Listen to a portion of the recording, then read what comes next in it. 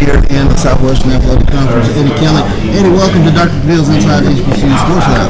Thank you, John. Thank you very much. Sure thing. Now, you know, you're no stranger to the SWAC. You've been a referee in the SWAC for how many years now? 11 years. 11 years. So talk about some of the things that, as director of officiating, that you want to see kind of implemented this year. Well, one of the biggest things, Chuck, is to get our guys prepared to the next level. We want to have our guys get to the Major 5 conferences or minor majors. It's with such a matter of fact, just yesterday, Steve Shaw called me from the SEC, and he moved up one of my guys to the Sun Belt. So, and that's the third one this spring that has moved up. And that's what we pride ourselves about getting officials ready for the next level. And we've been very fortunate in doing that, and we want to continue that. Sure thing. 2019, are there any rule changes that fans need to be aware of? Yes, there are some big ones. I think the most major one that will affect the game, and it's a safety rule, is we all are used to that big hit where the guy gets decleated on a punt return or reverse or, you know, crackback block. And we are really taking that out of the game, you know, and it'll be a 15-yard penalty now. So we're trying to keep our game safe. And as an ex-player, that was the block we all wanted to make. The crackback block, of course. Yes. So now we basically want to either shield block them or have open hands. And it's going to be tough, but it's one of those things where basically you do not want this guy to make the tackle. And you can do that without decleating it. Sure. So that's going to be one of the biggest ones. The next one is we always wanted guys not to have a 3-man wedge on the kickoff. This year it's gone from a 3-man wedge to taking away the 2-man wedge. I see. So you can still double team block them, you know, or as some of our coaches have seen, that you can stack block them. But if they come together shoulder to shoulder or within 6 feet of each other, then going to make a block, it's going to be a penalty. Sure thing. What are some of the things, I guess, that coaches are looking for, especially from the referees, from a communication standpoint? Like, what are some of the things that the coaches have already tapped on the shoulder? Hey, you know, this upcoming season, these are the things that we kind of, you know, want, you know, our officials to really keep an eye on. Well, actually, you said it right when you said communicate. You know, since I've taken over in February, you know, and met with the coaches a couple of times, they really want us to talk to them, you know, and I want our guys to talk to them. And I think that was one of the things that helped make me successful with our coaches, was they knew I was going to talk to them, you know, and I want my guys to talk to them. I want them all to, even if it's where, you know, we got a play coming up and he can't get back with him right then, get back to him, you know. So our biggest focus this year is to communicate, and that's all the way around. So hopefully we'll be successful with that and successful on the field. Because if they're not moving us, we're all right. Out of sight, out of mind, right? Well, I wanted to ask you about, you just had a huge clinic in Houston in terms of, and you mentioned at the onset of the interview about training officials and things of that nature. What are some of the things that officials have to go through to kind of prepare themselves for the season? Definitely. The first thing is you got to be physically and mentally in shape. And our guys came in and they took a physical fitness test where we did some running, and also passed an exam over the rules and also the replay. So I think they're very, very in tune with what I want and what the SWAC wants. And we were there last Friday and Saturday, and the guys really worked hard, and I worked them hard, and worked myself hard. But I think it was very successful. We were fortunate enough in the SWAC that, like we talk about moving up guys, and as clinicians, I had ex-SWAC guys that are in the Big 12, the Pac-12, the SEC, the ACC, you know, and we were really represented by all the Power 5s except the Big 10, and we're working on getting the SWAC done in the Big 10 also. So those were our clinicians, and of course Conference USA guys were there, and some Sun Belt, and they worked our guys really hard. But with them being in the SWAC and starting out in the SWAC, it was twofold. Number one, to show our guys that you work hard and do your job, you can be like this guy is. And number two, as clinicians, to help teach our guys, they were in the SWAC. They know the SWAC, they love the SWAC, and they want to see it succeed. So it was very successful from feedback I've gotten back, and we will probably continue to do that. And for people who don't know, officials get graded after each game. So for all the fans, I guess who really get up in arms about this, that, and the other, you guys are harder on it than probably anyone in terms of the way you grade, and just kind of talk about the process of post game in terms of what officials kind of have to go through to prepare themselves just for the next game. Definitely, and officials week will start on Sunday with the referee, Sunday to Monday, putting out the pregame as far as give everybody an assignment to do for postgame. And we will probably have a phone conference with that group of guys, or either they'll text each other, get everything straight, and we'll arrive at a site by 9 o'clock on Friday night, and we'll watch film, and we'll have the pregame then, and everybody will discuss everything with the upcoming team. And some guys do it on Saturday morning, but the majority of us do it on Friday night. And then we'll get together, get some dinner, or get some breakfast, and relax for the game. We normally get to the game 2.5 hours before the game.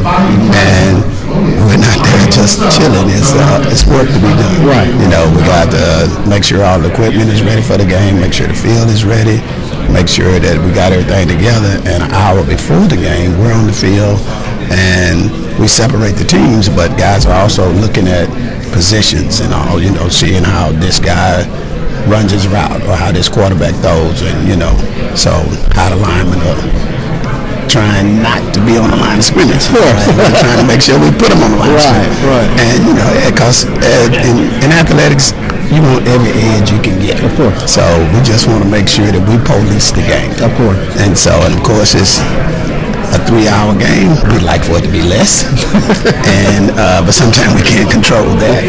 Right. But everyone has an area that they're supposed to be watching and taking care of. So if everyone is watching what they're supposed to be watching, we got the field covered. And then there's judgment, and that's just on that official. Whether it's good, bad, or in between, as long as he's in the right position, I can take his judgment. Of course, we don't want his judgment to be wrong. Right, exactly. There's some human nature in this game. Yes, indeed. And I'm mad enough to admit that we're going to miss some. They might not be, but they better own up to it, because we're going to communicate about it. That's all right. Charles Bishop here with Eddie Kelly, Director of SWAC Officials, here on Dr. Bill's Inside the HBC Sports Lab. SWAC Media Day 2019. Thank you for making us your first interview, and I really appreciate everything that you're doing in terms of preparing officials and whatnot, and I definitely want to say good luck on the upcoming season. I appreciate that, Chuck, and I was glad to sit down and talk with you. Sure thing. Have a great day. No doubt. Charles Bishop here with Dr. Bill's 2019 SWAC Media Day for Birmingham. We have a tremendous amount of storylines here at Media Day. Right now you have coaches up there on the lectern. It's Dawson Odoms and Broderick Fobbs. Broderick Fobbs from Grambling, Dawson Southern. So those guys are having fun up here. But I tell you what, Doc, in terms of just the storylines, a lot of great storylines in the season. Who can take down Allcorn State? Of course, we heard a lot of preseason accolades for both teams. So we'll get into the analysis of the teams a little bit later on. But welcome back. Thank you so much for having me. Yes, we have John Grant. I was going to make you talk. How about that? John Green, Executive Director of the Celebration Bowl, also responsible for the MEAC SWAC Challenge, which is coming up in a couple of weeks. This starts to kind of make it official. In 2 weeks, you'll be with MEAC, but right now you're with the SWAC, so we're going to treat you real well. Thank you so much, man. This has been great. You know what? I want to commend Dr. Charles McCullen and the SWAC office for the reformat that they've done to Media Day today. I mean, it's outstanding. I like the energy in the room.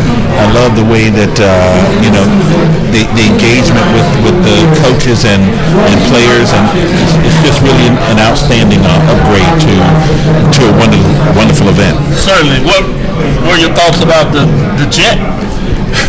Well, that's what they're supposed to do. There you go. So, certainly great that they developed that relationship, but that's football at the next level. Yes. And that's providing support to your member associations at the next level. So, I expected that. Certainly, and that's what you talk a lot about the media components of the MEAC SWAC Challenge, and certainly the Celebration Bowl, as it kicks off the bowl season. So you start in Atlanta and you finish in Atlanta. So let's talk about your thoughts on this matchup and things that are going to be available to those fans that want to come participate in the MEAC SWAC Challenge between Jackson State University of the SWAC, the Tigers, against Bethune-Cookman University of the MEAC, the Wildcats. So you got the Tiger Wildcat matchup. These Cats are going to get it on. I tell you, it's going to be a great cat fight. Yes, it will be. Yes, it will. But Jackson State has a great program. I had an opportunity to spend some time with their head coach here last night and on yesterday and a little bit this morning. Really, the fans have been very responsive. We've seen a lot of energy out of Jackson, Mississippi, and as it relates to the hotel room blocks, we've had to up the room blocks twice now because they've been selling out. And certainly we're seeing a lot of energy from Bethune-Cookman as well. So we're expecting these two great programs. They haven't played each other in many years, haven't played in Atlanta in a number of years, to really put on a great show representing their respective conferences. Certainly Jackson State, as I've shared with them, with Ashley Robinson, the athletic director, they have a big responsibility this year because the SWAC is the defending champion. Yes, and certainly they've won the last two MEAC SWAC challenges, so it is going to be incumbent upon them to come in and defend that crown that they have so that the commissioner can bring the Commissioner's Cup back to Birmingham. Yeah, that's where as a SWAC fan myself, as I stay neutral a lot of times, that wouldn't be a bad thing. I must admit. Well, certainly, seeing the way that we are working to reformat the MEAC SWAC Challenge, moving it to Atlanta was huge for ESPN, and we think it was a great move to have it in Atlanta for fans. Atlanta is the number one travel destination city in the country for African Americans. Having it on Labor Day weekend, we couldn't think of a better venue than Georgia State Stadium. And then certainly, with a 3 o'clock kick this year, we're the only game on Sunday. And that says a lot about the commitment that ESPN has to the MEAC SWAC Challenge, but more importantly, it says a lot about the opportunity that this provides for exposure for both Jackson State and Bethune-Cookman on a national stage. And I was going to ask you this is Dr. Khalil's Inside the HBCU Sports Lab with Mr. John Grant. Go ahead, Charles. Please follow up. I wanted to follow up on moving the game to 3 o'clock in terms of the exposure. How important in terms of time slots is it for universities to get that sort of exposure on national TV? Well, moving from noon to 3 was a huge move for us. Required a lot of commitment on ESPN's part in terms of moving the schedule around to create the opening for this game, and I think that again reaffirms the commitment that we have to the MEAC SWAC Challenge and to creating the best playing environment for the student athletes. I mean, we kicked off at noon last year, and in September, early September in Atlanta, they don't call it hot Atlanta for nothing. I mean, it was a warm day, but the idea also having a 3 o'clock kick also gives an opportunity for fans to engage, after church on Sunday. And, we're just really excited to have the opportunity to present it in that time slot. Sure thing. Yeah, just wanted to follow up and give some listeners, again, how can they purchase tickets for this event? Well, certainly visit the MEACSWACchallenge.com. That's MEACSWACchallenge.com for tickets and information. We have a lot of events that are taking place to kick off the weekend. Talk about some of them. You got a little time. Well, if you're going to open the season, you want to open it with a bang. But we have a huge welcome party at the Uptown Comedy Club on Friday night, starting from 7 until as long as you want to go. We come back on Saturday with a day party at JR Cricket's on Main Street in College Park. That will go from 1 until 6 p.m. And then we have what we call a weekend wind down. We're going to be at the Kempton Hotel from 8 until midnight. They have a beautiful rooftop bar. We'll have music, and you can overlook the airport and overlook the new Porsche headquarters there. And I went last year. For those that are not familiar with that spot, just be bluntly honest, it's a beautiful sight to see, and just to be around all these fans that are going back and forth telling stories, it is a sight to be. If you can partake in that, put it on your bucket list. Absolutely. And then, of course, we have an HBCU tailgating in partnership with the Atlanta HBCU Alumni Alliance and the Jackson State and Bethune-Cookman alumni on Saturday before kick on the game. And we're working on something special that we hope we can pull off, and that is a high school battle of the bands on Saturday as well. That's in development as we speak. We're really excited about it. It'll be hosted at Tri-Cities High School in East Point, Georgia. So really big weekend to get us started in football season. And finally, we are a part of this year represents the 150th anniversary of college football. And so we're part of the College Football 150, meaning you will see the 150 stickers and patches on the team uniforms. You're going to see the marks that we'll have on the field, and we're going to be incorporating the celebration of the founding of college football, the 150 years of that, throughout the game, in telecast, and in stadium. I really like that. That's going to be fascinating. Any last thing before we let you go? I know you have a lot of folks that you need to get to. Make sure you can share the word. Well, Celebration Bowl and the MEAC Challenge. Let me tell you, this season is going to be a great season. There's a lot of parity in the SWAC this year. Yes, it is. I know that in the past we've had domination by Allcorn and we've had domination by Grambling and Southern, but I see a lot of parity this year. A lot of the teams and coaches had great recruiting seasons, and so with a lot of good talent coming in. And I think we should be on the lookout for some really great football as you follow the teams in the SWAC throughout the season. We are televising, and thanks to Commissioner McClellan, ESPN is televising more SWAC games this year than we have in recent memory. And we'll have that schedule up for both MEAC and SWAC televised games. You can go to MEACSWACchallenge.com as well as celebrationbowl.com to see the TV schedules. Perfect. Thank you for visiting us with us, Mr. John Grant, Executive Director of the Celebration Bowl, as well as working with the MEAC Challenge. Just wanted to say thank you for your time and the great information. We look forward to a great season, and we will be in Atlanta. We'll see you in Atlanta. Thank you so much, guys, for having me. With that, it should give us a couple of minutes. We'll see if we can pull over our next interview.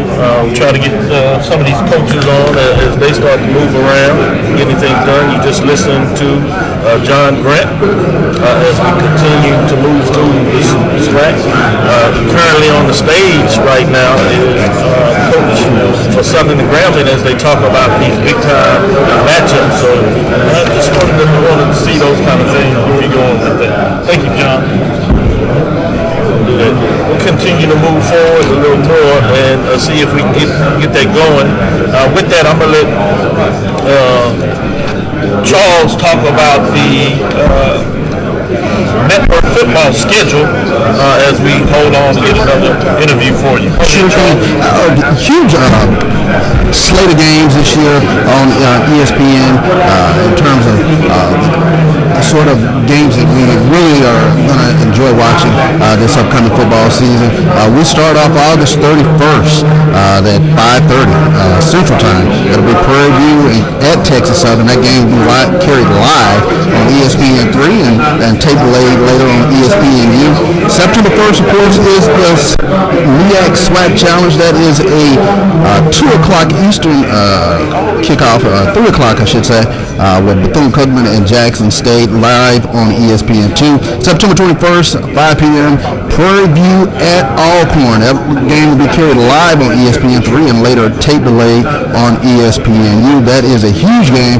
Prairie View at Allcorn, an early season stern test for both the Panthers and the Braves. Of course, the Braves, it was mentioned earlier, they have a tremendous number of first-team All-SWAC selections, and Prairie View also with quite a few first- and second-team All-SWAC selections. So huge early season game with Prairie View and Allcorn. September 26th, 7:30 kick, we go to the MEAC. It'll be Delaware State at North Carolina A&T. You will get your opportunity to watch the Celebration Bowl champions live on ESPNU. September 28th, Southern, they travel to Arkansas Pine Bluff. That game will be carried live on ESPN3. Of course, Southern, they return quite a number of starters, especially on the defense. Easily one of the most dynamic players in the SWAC, and Ladarius Skelton at quarterback. I tell you what, the Southern Jaguars are going to be a handful this year. They will travel up to Arkansas Pine Bluff. Watch out for that game. That game could be a sneaky little trap game for the Jaguars in terms of what Arkansas Pine Bluff is able to bring back. Of course, they have one of the more dynamic running backs in the SWAC, and Taylor Porter. He was also an all-SWAC selection as well. And that game will be carried live on ESPN3. October 5th, 4 o'clock kickoff, Morgan State at Bethune-Cookman. Of course, we've seen Bethune-Cookman in the SWAC MEAC Challenge. They will be taking on Morgan State. They will host Morgan State. That game will be carried live on ESPN3 and later tape delayed on ESPNU. October 5th, the G-Men come to Jackson, Mississippi. That is a 6 o'clock kickoff. Grambling at Jackson State. That game will be live on ESPN3 on October 5th. Of course, that game is historical significance. Grambling and Jackson State, two of the stalwarts, part of what they affectionately call the Big Three. Two of the Big Three will be playing October 5th live on ESPN3. October 10th, a 6 p.m. Eastern kickoff, Bethune-Cookman. Again, they will be featured on ESPN. Bethune-Cookman at North Carolina Central. That game will be carried live on ESPNU. October 12th, of course, a lot of games here on ESPN networks. 6 o'clock kickoff, Prairie View at Southern. A lot of people are already touting that particular game. The winner of that could be the winner of the SWAC West. Prairie View travels to Baton Rouge. That is a night game in Baton Rouge. I tell you what, that's going to be a tough one for the Panthers. Looking forward to that one, October 12th. There are a lot of people who have Prairie View at Southern circled on their calendars. That game will be carried live on ESPN3. October 12th, this is the first of the flex schedule with the MEAC. This is a MEAC wildcard game. ESPN3 and later tape delayed on ESPNU. October 19th, the Mississippi Valley State Delta Devils. They will get an opportunity to be on TV. They will host Jackson State from Itta Bena, Mississippi. That game will be carried live on ESPN3 and later tape delayed on ESPNU. Jackson State at Mississippi Valley State. That's always a tough contest for Jackson State, and they will be going to Itta Bena. Look for the Delta Devils to be ready on national televised audience. They will be ready for Jackson State coming in that day. October 24th, again, Jackson State will be on television again. This is a 6:30 kick. Jackson State at Prairie View. This is a Thursday night kickoff. This is also carried live on ESPNU. Jackson State, they make the travel to Texas to take on the Prairie View A&M Panthers. That'll be a great one. That could be a potential SWAC championship matchup. A lot of Jackson State fans are excited about this Jackson State team this upcoming season. Of course, they have the quarterback transfer who came in from the University of Florida, Jalen Jones. They have one of the top defenses coming back in the SWAC, so that will be a great matchup to watch. Jackson State versus Prairie View. Thursday night kickoff live on ESPNU. October 26th, it is the Magic City Classic. 2:30 kickoff. Alabama A&M versus Alabama State. This is a tailgate like none other. The Magic City Classic.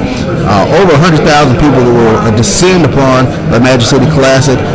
They say 60,000 out in the tailgate area and another 50,000 in the stands. So looking forward to the Magic City Classic. That game will be live on ESPN3 and later table A on ESPNU. We turn back to the MEAC November 2nd. 1 o'clock Eastern kickoff. North Carolina Central, they go to the Mecca as they take on Howard. So it'll be North Carolina Central at Howard live on ESPN3 and later table A on ESPNU. November 2nd, circle this one on your calendar. Alabama A&M, they travel to Southern. A lot of people are putting their fingers on this one as a potential SWAC championship matchup. Alabama A&M brings back quite a few starters. Of course, last year Alabama A&M single-digit losses to both of the SWAC championship representatives. Lost only by 2 to Southern, lost by 9 to Allcorn. So a lot of people are picking Alabama A&M to be one of the teams who are ready to make the next step. So Alabama A&M at Southern live on ESPN3. That is a 4 o'clock kickoff. November 9th, we got some great matchups in November. November 9th, 2 o'clock kickoff, Allcorn. They travel to Grambling. Allcorn takes on Grambling. That game will be carried live on ESPN3. That is always a tough matchup for both teams. That is going to be a great one to catch on ESPN3. Again, November 16th, another flex schedule, MEAC game, so that game is to be announced. That game also will be carried live on ESPN3 November 16th. November 23rd, it is the Aggie Eagle Classic. North Carolina Central, they travel to North Carolina A&T. 1 o'clock kickoff Eastern Time. That game will be carried live on ESPN3 and later table A on ESPNU. November 23rd, it is Allcorn traveling to Jackson, and this one has the potential to be every bit like last year where Jackson State traveled to Allcorn, and I tell you what, Allcorn was teeming with fans, tremendous college game day environment, and I tell you what, Allcorn coming to Jackson, expect for Mississippi Veterans Memorial Stadium to be full to the brim. But Allcorn travels to Jackson. That game is carried live on ESPN3. Also on November 23rd, 3:30 kickoff, it is the Florida Blue Florida Classic. Florida A&M versus Bethune-Cookman. This is always a battle in the MEAC. Florida A&M takes on Bethune-Cookman. Intense rivalry. That game will be carried live on ESPN News. And then December 2nd. 3 o'clock kickoff. It is the 2019 SWAC Football Championship. That game will be carried live on ESPNU. Of course, the announcement today from SWAC Commissioner Dr. Charles McClellan that the SWAC Championship game now will be played on the home stadium, the higher team with the higher seed. So they will be hosting that game, the 2019 SWAC Championship. And December 21st, we close it out with a 12 o'clock Eastern Time kickoff with the MEAC champion versus the SWAC champion in the Celebration Bowl. That game will be carried live on ABC National TV. Good time in Charles. This is Dr. Wills inside the HBCU Sports Lab with Mike Washington, Charles Bishop. So we're on assignment, Charles and I here, but we have Mr. Derek Horn, the athletic director at Allcorn State University, providing us some updates of what's going on here. As y'all tell everybody else, they don't want that smoke. No, they don't want that smoke. Every time you see that smoke coming in at TP on the reservation, you better watch out. Yes, sir. Last time we had a chance to see a little bit about that you put on, along with the SWAC, obviously, the SWAC championship game. Yes. Last year was the first time where the home school got to host the event. And I want to first say accolades to the partnership of what you did with Dr. Charles McCullough, commissioner of the SWAC, as he was coming in, and as the home athletic director in terms of what y'all put together.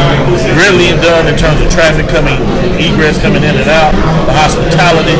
It was a beautiful sight. Talk a little bit about closing out on the football before we get into some other things you put down there. Well, I think, when the commissioner called us, and he called a number of ADs, because at that point, we just didn't know who might have an opportunity to host. But one thing that we do host events of that size, and he brought over someone to come do a site visit, and the person felt real well about the possibility. So we do what we do, and Ms. Shonda Stallings, who's our coordinator of traffic, we just felt that it was our best time to shine, and also help the commissioner accomplish what he was trying to do, to show that it can be held on a campus and can be done right. So, it was a team effort, but I tell you, it was probably one of the most beautiful days in December that I've seen, because it was real nice. If we wouldn't have had the bad forecast for rain on Friday leading into Saturday, I think our crowd would have been just a little bit larger. Wow, that's a great point to make there.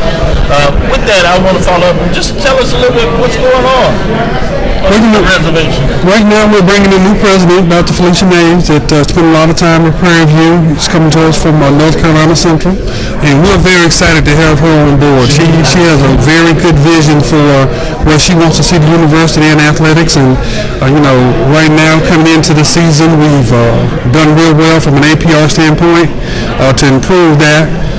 Also, graduating our students has been great for us, and GPA is going up. So I think when you take a look at balanced program, just starts with what the kids do off the field before they get on the field, and we've done a good job with that.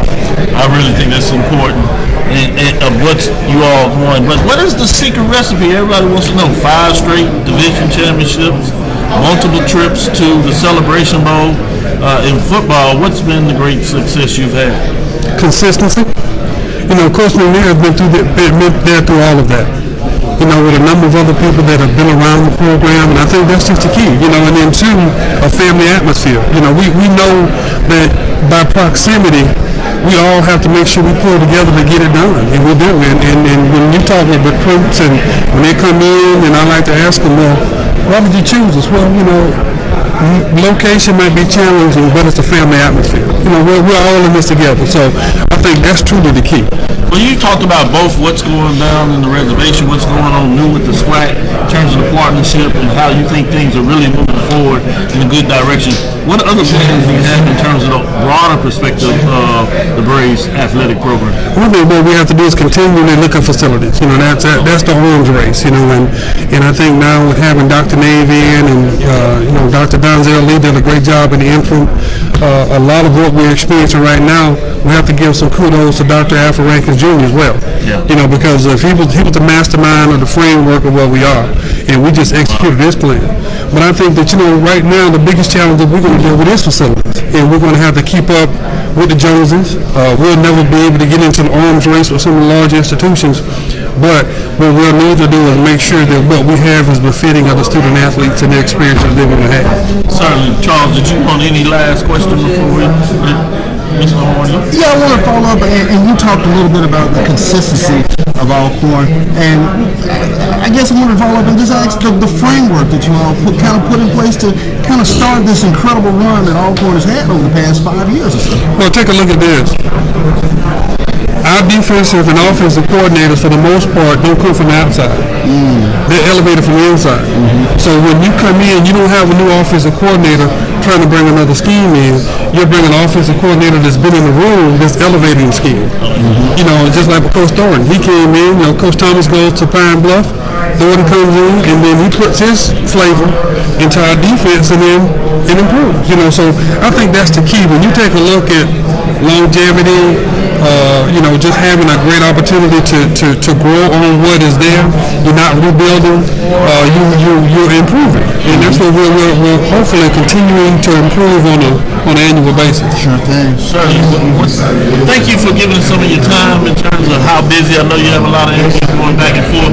We're going to get you on the home station so we can give you a little more broader time and really talk about your history in terms of how you got in athletics and where things are going from here.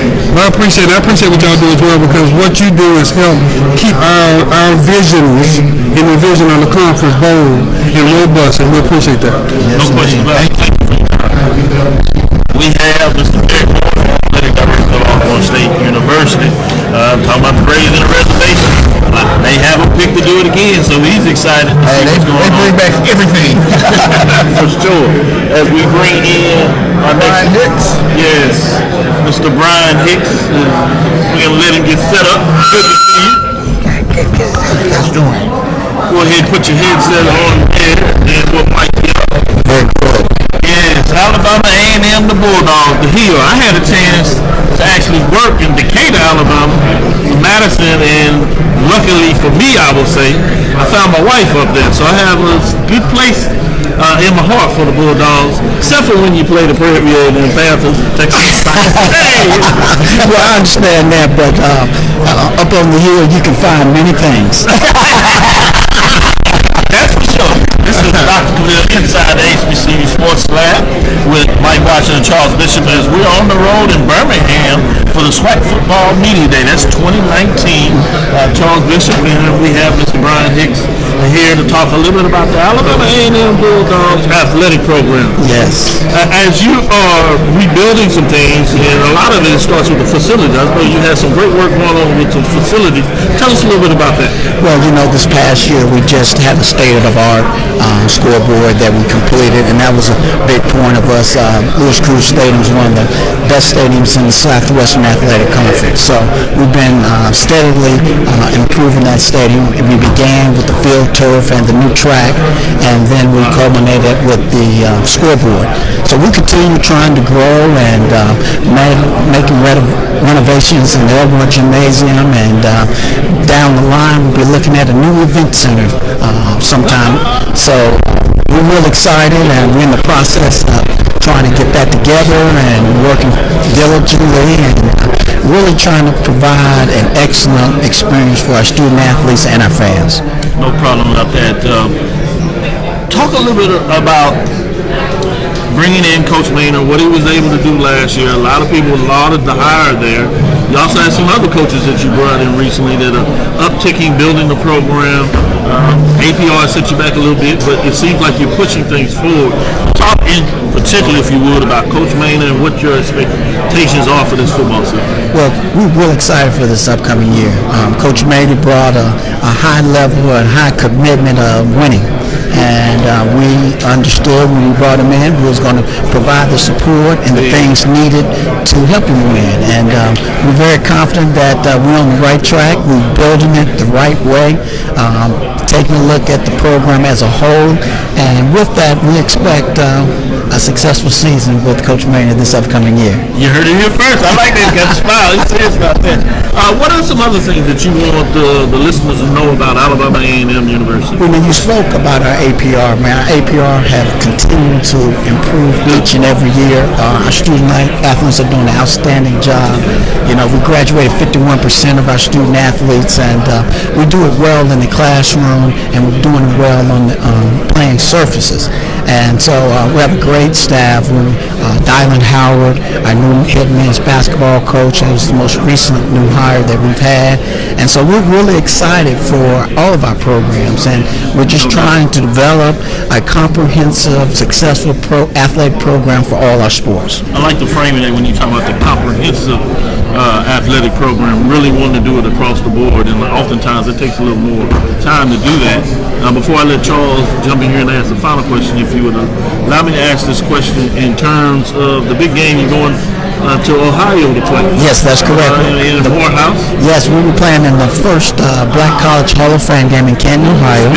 It's a big event with the help with the NFL, and our teams are really looking forward for it. We'll be up there September 1st, Labor Day, so we'll be flying up there, and it'll be a great opportunity for our student athletes to be a part of the Professional Hall of Fame, take a tour of that, but then really take a look at our history and what Black college football and what it means to each and every one of them, and how they translate that into their future careers. So we're really excited about it, and it'll be a fine time, and if you have an opportunity, that's one you might want to come to. I like it. Dr. Bill inside the HBCU Sports Lab with Mike Washington, Charles Bishop. interviewing Mr. Brian Hicks, Alabama A&M University Athletic Director. Charles, if you would, go ahead. Yeah, I want to talk a little bit about your coach, Connell Maynard. He brings a little swagger to the program. And you guys are kind of a dark horse pick in the East. Talk a little bit about what Coach Maynard has brought to this program. You know, Coach Maynard has brought discipline and the commitment to excellence. You know, when I think about it, and I tell people all the time, he's a better person than he is a coach. And when you garner the respect of your student athletes, respect of your peers, you have an opportunity to be successful. And so he's done a great job of identifying areas that we need to improve and putting the discipline behind to make those things happen. Sure thing. Alabama A&M, you're bringing back Kill Glass. You got to be kind of pretty excited going into the season. You know what? I'm really excited for it. We got a great group of student athletes, and Akil is an outstanding young man, and he represents Alabama A&M to the best, and we're really looking forward to this year. Sure thing. Keep an eye out for the Alabama A&M Bulldogs. They could be a dark horse pick in the SWAC East. Yeah. Go Bulldogs. Bulldogs, I like that. Thank you. All right, James, you guys have a good day, and thank you for the work that you do. Man, we needed a forum, we needed an outlet like this, and the opportunity to come in anytime. My door, my phone is always open to you. Appreciate that. Certainly, we'll get you back on and hear more about the programs as I see the trajectory going up for the Alabama. Oh, yes, sir. So, yes, sir. We certainly will find a way to be in touch with you because there's going to be a lot of good things. We need to make sure the people know what's going on the hill, as they say. On the hill. Very good. You guys have a good day. Thank you. This is Dr. Mills inside the HBCU Sports Lab with Mike Washington and Charles Bishop. Getting ready to interview some athletes, the first athletes of the day. We're going to bring them on here. So if we would, Charles, set up that other chair as we get going. Get you all set up. Get you all mic'd up if you would. Yes, sir. Yes, sir. Yes, sir. So if you give us a couple of seconds there, we'll get you straight. Get you all ready to go here.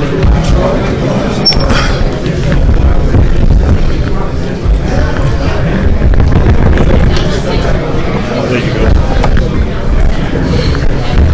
Yeah. Good. Just a little bit. Yeah, there we go. You can pick up that mic there if you need to.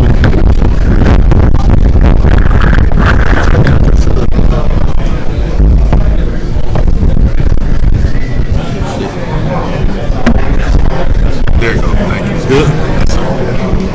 How's your sound on you? That's good. Good. Thank you very much. This is Dr. Vita inside the HBCU Sports Lab with Mike Washington, Charles Bishop. We have Prairie View A&M University football athletes here today. If you would, gentlemen, introduce yourself. First, let me commend you all. You know, I'm a Prairie View A&M alum myself, so I get excited when I get to young men from Prairie View. But y'all are clean. As we say in my day, clean and go to hell. Yes, sir. We sharp. That's what I'm talking. We're going to have a good interview. Go ahead and please tell people who you are. Hello, everybody. I'm Tristan Wallace, wide receiver for Prairie View A&M University, redshirt junior. How you doing? I'm Ronald Collins, defensive lineman, Prairie View University senior. Yes, Prairie View has been playing really good football over the last, I'd say, decade, if you would, saying. And so the tradition is back in a lot of ways with Prairie View. Championship 2008, been right on the crust, playing in what many people believe is the toughest division in terms of HBCU sports, FCS sports in that level. Talk a little bit about the division matchups. First off, I would just like to say each game we have in our division is SEC caliber. I feel like on our level, every week we have to focus in and lock in on our opponent like none other. No week is a slack week or a takeoff week, as I would say. So that's been our main focus this upcoming season, is just taking it week by week and taking each opponent one by one. That's fair, and a very good job in regards to keeping that focus. Tell us a little bit about your thoughts on that from the defensive perspective on the different matchups. You know, you have your matchups with Southern, Grambling in the State Fair Classic, legendary game. I think it's key. We come into every week like knowing that it's a quarterback back that they can run. So you gotta be on your P's and Q's every play. You never know what they can pull out. They can run the ball. They can pass the ball.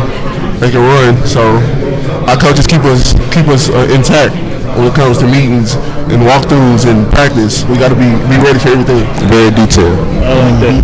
Let's talk about being one of the first games of the season. Obviously, came over U of H, but traditionally you have the Labor Day Classic. Over the last couple of years, it's switched to the end of the year. Thanksgiving one time because of the storm, and then obviously the SWAC Challenge this last year. Talk about playing that Labor Day Classic at the beginning of the year. Your thoughts on playing your rival that early in a conference matchup?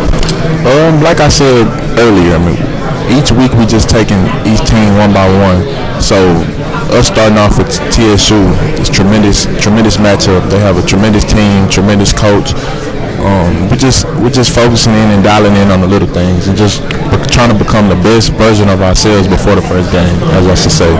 So that's all we've really been focusing on, is just being attention to detail and taking each opponent like it's our very last game.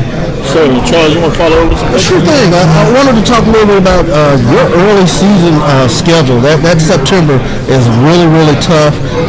You have a September 21st matchup with Allcorn. Yes, sir. A lot of people are kind of pointing to that as a potential SWAC championship matchup. Yes, sir. But the off-season conditioning, getting yourself prepared for this upcoming season, what are some of the things that you guys are really focusing in on? We're getting strong. We got to get strong. We got to get stronger, faster, quicker. Our strength and conditioning coach he's really good. So he got us. He's getting us right for the season. And just picking back off what Ron said, our strength and conditioning with our coach Leonard, he's done a phenomenal job this summer. Phenomenal job with us, and just making sure that. I will say, y'all look the part. Phenomenal. That's all Coach Leonard. Yes, sir. Yes, sir. So we Walked over, I looked over the shoulder. I said, "Oh yeah." Yes, sir. Sit down. Yes, sir. Yes, sir. So we've really been taking that aspect of our training serious and just really dialing in and focusing in on the little things when it comes to training and lifting weights and strength and conditioning and knowing your body and eating right, and just the little things that put us over that hump and just allow us to knock down that door this year. Yeah. Good deal. Go ahead, Charles. Yeah, I wanted to ask what other things that Prairie View needs to do this upcoming season to get to the SWAC championship game. Well, first and foremost, I feel like I said earlier in this interview, just focusing on every aspect that we can, as far as on the field, off the field, studying, practicing, just making sure that we do every little thing correct and detailed. Mm-hmm. So that's been our stress this year, is making sure that we focus and do everything with attention to detail and do all the little things great.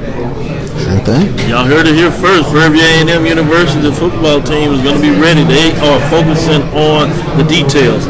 Last thing I want to do is give you a chance to shout out family, friends, teammates, coaches, or whatever, in any avenue. Go ahead. Yes, sir. I just want to give a shout out to Coach Leonard and Coach Bailey and my mom and my dad for just working with me and just allowing me to be the best version of myself and allowing me to just walk with God and just be the best possible version of myself I can be. Just want to give a shout out to my mom, my dad, my church family for always being there for me. And I can't forget about my boys that eat next to me, Steve and Jermaine. What church is that? Greater St. Matthew. Okay, where? Houston, Texas. Okay. Yes, sir. We represent the H-Town over here. All right.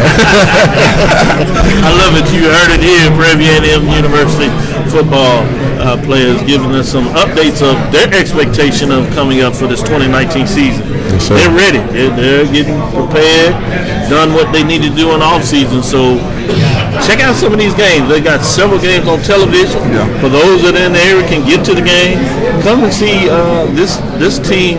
These young men in particular, they're going to give you something to watch. Yes, indeed. I can tell you that on both sides of the ball, a lot of good expectations going down in Panther land down there. Yes, sir. Thank you for your time. Thank you so much for having me. Yeah, no problem. It's our pleasure.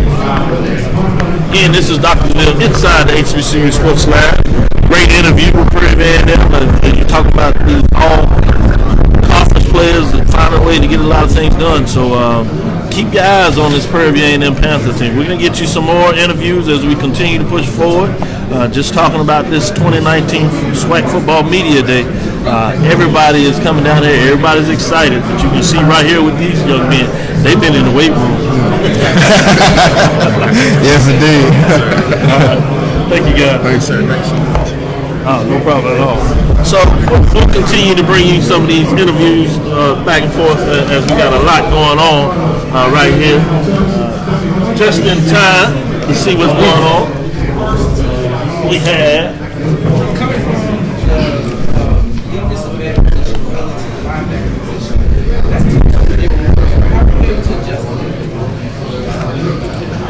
Dr. Mills inside as we get everybody situated.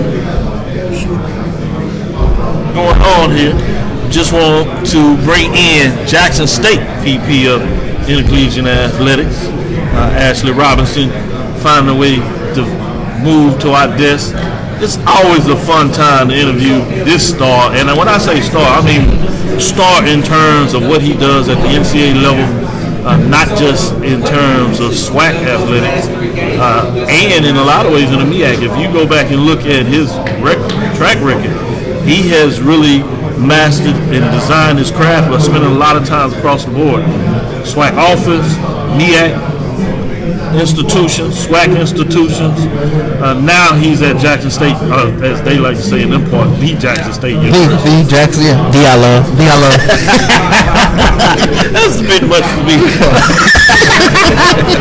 But this is going to be a good one, guys. Tell us, you had a move from Prairie View A&M University, as you told a lot of folks that, to be frank, that you weren't looking to move. Prairie View was building something special. You were an architect in a lot of ways with that. Right. But sometimes a once-in-a-lifetime opportunity presents itself in many ways for you to come home to the state of Mississippi, to the city of Jackson, and you did that becoming the VP of Athletics at Jackson State University. Talk a little bit about that first year, the mixed feelings and moves and things that you were trying to get straight as you, in many people's eyes, rebuild that athletic program. Right, growing up being from Jackson, Mississippi, and always being a part of Jackson State, father, mother, dad worked there for over 20 years, and growing up on that campus and being around the tradition of Jackson State, it's a dream to be a part of Jackson State University. It's a dream that you never thought you'd be a part of because the tradition of that program. Jackson State University, has a long tradition in athletics, and anybody that knows anything about Jackson State, you can understand. Jackson State alums, the fans, the supporters, they love Jackson State University. Yep. And I was one of those fans as growing up. During my time as growing up down the street from Memorial Stadium, the stadium was so sold out. At halftime, everybody left, and at halftime, me and my friends were able to get in free. So that was a tradition that I remember, as growing up and being around, Jackson State University. But, Jackson State has a big tradition, coming home from a family standpoint and able to be a part of the tradition of Jackson State and able to build a program and bring the tradition back. My theme is building on tradition and blazing new trails. We have a lot of tradition, but like I talk to my alums, we have to build on that tradition. We have to enhance that tradition. Yeah. We can't do things the way we used to do things, 15 and 20 years ago. But we're going to enhance on the tradition. We're going to enhance on the success of Jackson State that has in the past. We're going to bring that success back. That's the goal, is to enhance, communicate, change, and have good customer service. A lot of people don't talk about the customer service piece in the athletics, but that's a big deal. That determines a season ticket holder. That determines a sponsor. That determines, what people say, I want to come to the games. I had a good experience. And that's what it's all about. A good experience, not only for the alums and the supporters, but for our students. Our students leave on a good note. Leave graduating, leave winning a championship, and leave and say, what? I had one of the best experiences, college experience at Jackson State University. And that's my goal, and that's the way I want to build this program. We're going to build off our student athletes. We're going to build off our alums. We're going to honor our tradition. We're going to talk to people. We're going to make changes. We're going to answer the phones. We're going to have good customer service. And we're going to bring that winning tradition back to Jackson State University. Speaking about the change, you had a change in the football coach. Right. And so now he is the full-time football coach coming into this 2019 season. Talk a little bit about what went into making that final decision. My student athletes have a big part of meeting Coach Hendricks. And you look at the success, when I named him interim, we've never had a problem on the defensive side of the ball. You look at the last 3 years and you break it down, Coach Hendricks has done a really good job of making sure that we're in the ball game the last 3 years because of defense. He deserved the chance, and he came in the middle of the season, and the kids embraced him. The student athletes, the young men, they embraced him. He's a good disciplinary coach. Has 30-some years of experience. He's been around on the FBS level, FCS level. He's coaches all phases of the game. And in order to have a great head coach, you have to have all phases, all 4 phases of the game. Just can't have one phase of the game. You got to know how to manage the game. And and that's all important about being a leader. So me sitting down with Coach Hendricks, evaluating him, in the last part of the season, and you talk about one game away from being in that championship game. He brought that back. So meeting with those student athletes and sitting down with him, I said, hey, I did my evaluation. I looked at, I went to President Bynum. I said, our head coach is on campus. Wow. So, that was the big piece about me, and embracing the student athletes and what he's all about, building young men. And that's what we need in our community. That's what we need in our institutions. That's what it's all about. And not only, do he have that community piece, but he has that football experience piece. He has that student athlete piece. He has that academic piece. Coach Hendricks as a head coach, he goes around and check classes. It's something that he doesn't have to do. We have staff in place. But he takes initiative to do that extra step to make sure that our student athletes are successful on and off the court. And when you have a coach that knows all phases of the game, he knows the part of being a head coach and being a leader, managing his coaching and managing the game, you can't get better. Now, you talking about 30-some years of experience. So, going into making my decision, I made the recommendation that, hey, my coach is on campus. He embraced that. The kids embraced that. If you saw the press conference, like I tell people, that was a real press conference. We didn't tell the kids, hey, come to the press conference. Hey, we're going to have a press conference at 3 today. We're going to name a head coach. We met with the kids the day before. And what you saw in this press conference was truly a real press conference. And when you can embrace and you can make your kids, student athletes, proud, that's another day of success for me. No doubt about it. With that, you got Charles over there looking all frowned up. This is Dr. Ville's Inside the HBCU Sports Lab with Mike Watson and Charles Bishop. I don't want to hold up. He's ready to chop it in bits at the mic. Well, that's what D.I. Love do. That's what we do. Yeah, I found that out as I brought him down to Prairie View, fed him real well. Next thing I know, gone. You get some AD over there. I wanted to follow up on the piece that you were talking about, especially with Coach Hendricks. And I've told a lot of people, the Jackson State's football program in the last part of the season looked completely different. And you mentioned the component last in terms of Coach Hendricks. He brought a fire. He brought a sort of different attitude to the program.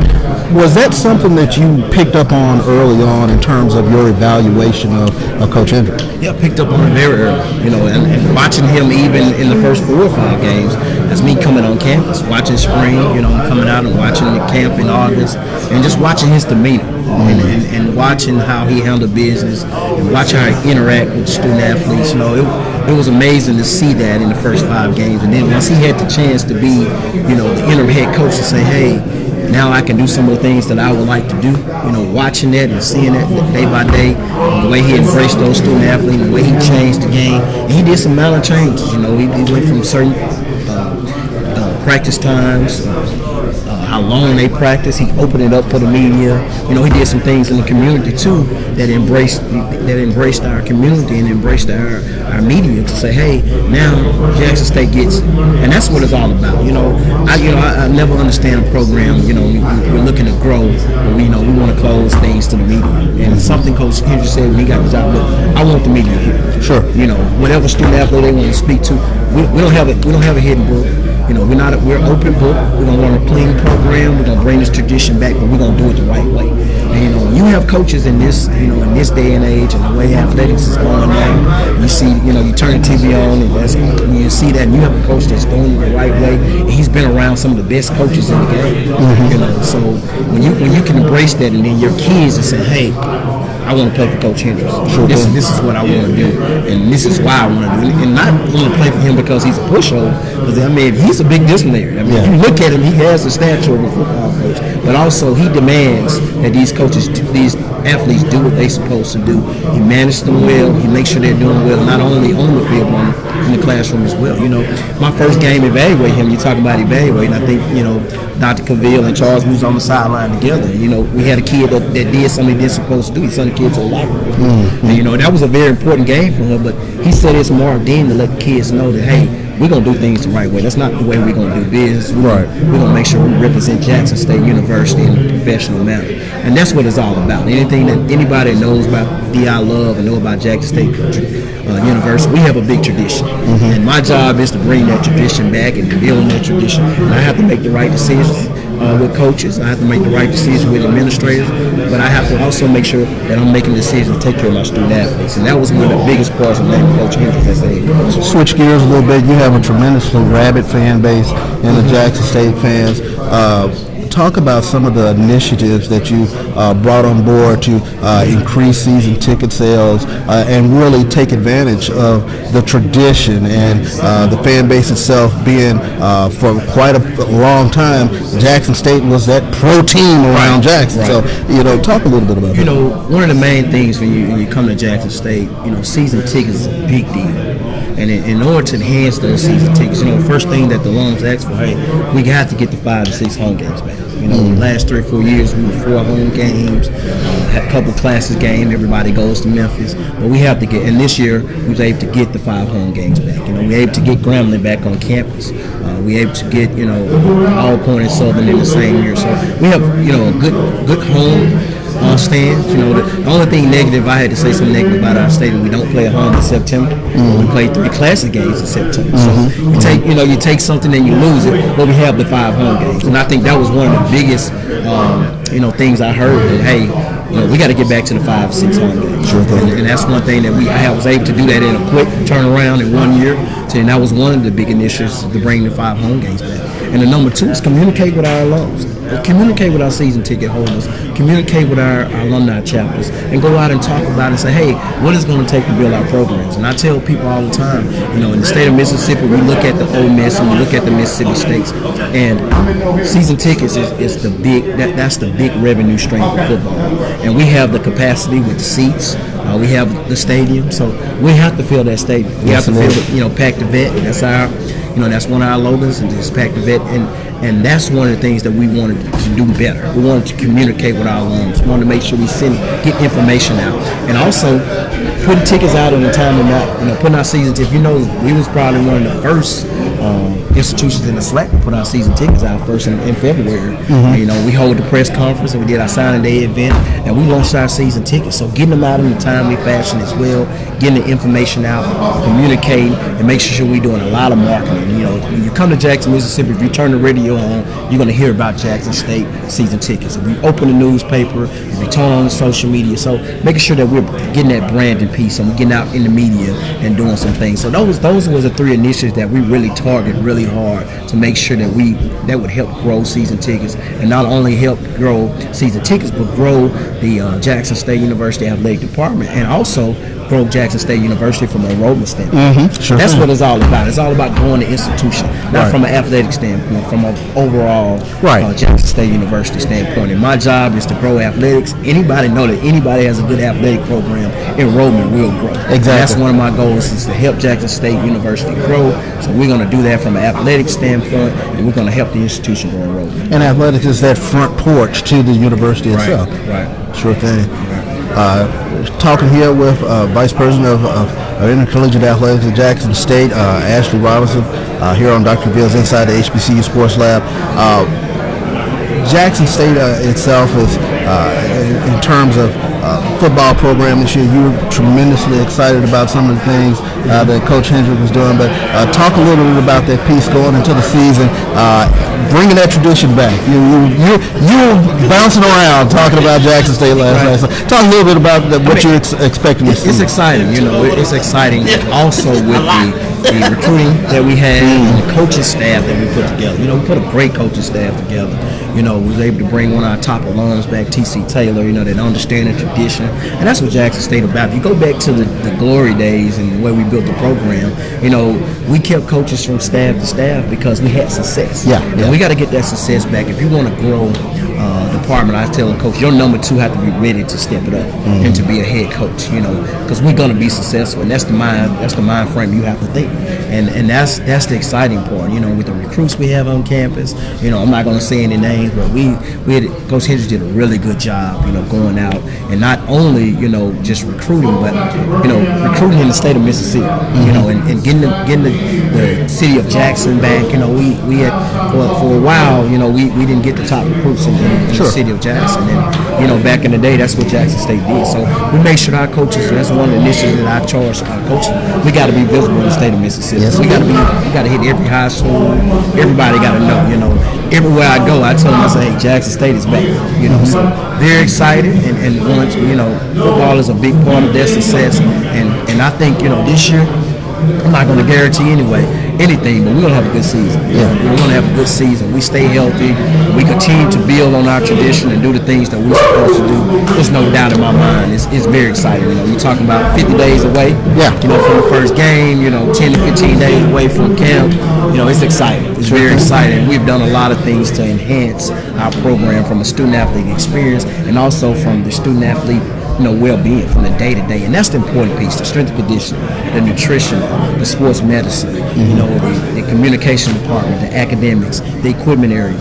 Those 5 areas are key point areas to grow your program, and to make sure the student athletes are taken care of, and the well-being of the student athletes. And those are 5 areas you have to enhance on in order to grow your program. So we're excited about that, and to able to implement that in that first year, and the student athletes benefit from it. That's a big deal to me. Well, definitely, thank you. I appreciate you stopping by and kind of giving us the lay of the land on Jackson State University, Doc. Yes, certainly. We're gonna get you for sharing all that extra time. I'm gonna charge you for this. This is a good time, good friend. Continue to do great work. So continue to do the work you do for the league and obviously Jackson State University.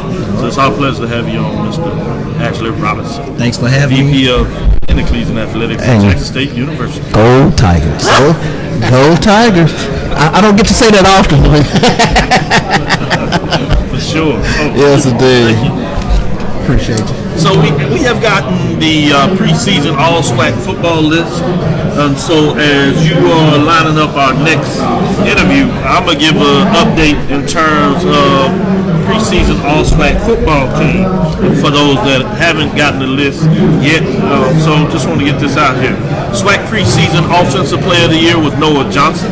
SWAC preseason defensive player of the year was Solomon Muhammad. Preseason first team quarterback, as you imagine, is Noah Johnson, Allcorn State University. Taylor Porter, Arkansas Pine Bluff. Deshaun Waller, Allcorn State University. DeJohn Jones, Prairie View A&M. Dante Brooks, Allcorn State. Mustafa Ibrahim, Allcorn State. Jodeci Harris, Southern. Kevin Hall, Allcorn State. Tristan Wallace, Prairie View A&M, and Jawan Miller, Arkansas Pine Bluff. Kendrick Johnson is Alabama A&M on the offensive first team. First team preseason, first team defense, Jordan Lewis, Southern. Christian Clark, Alabama State. Jalen Stewart, Arkansas Pine Bluff. Anthony Mullins, Grambling State. Darren Johnson, Alabama State. Monty Holloman as well for Alabama A&M. Solomon Muhammad, Allcorn State. Javion Morrison, Allcorn State. And Quinterio Cole, Allcorn State. Joseph McWilliams, Grambling State. As we finish up the list here, D. Anthony Parker from Prairie View A&M rounding out that first team, offense, defense, as we bring you the list here. Getting ready for our next interview, waiting for Charles to come back, but we won't keep you holding, Coach. Get you on quickly. Let me give the special teams real quick. Corey McCullough, Allcorn State. Anthony Craven, Alabama State. Israel Gray, Alabama State, as we start to move forward. 1 second, Coach, as we set you up there, get you going here. Go ahead and put those headphones on, Coach. Make sure you get the sound and everything going on here.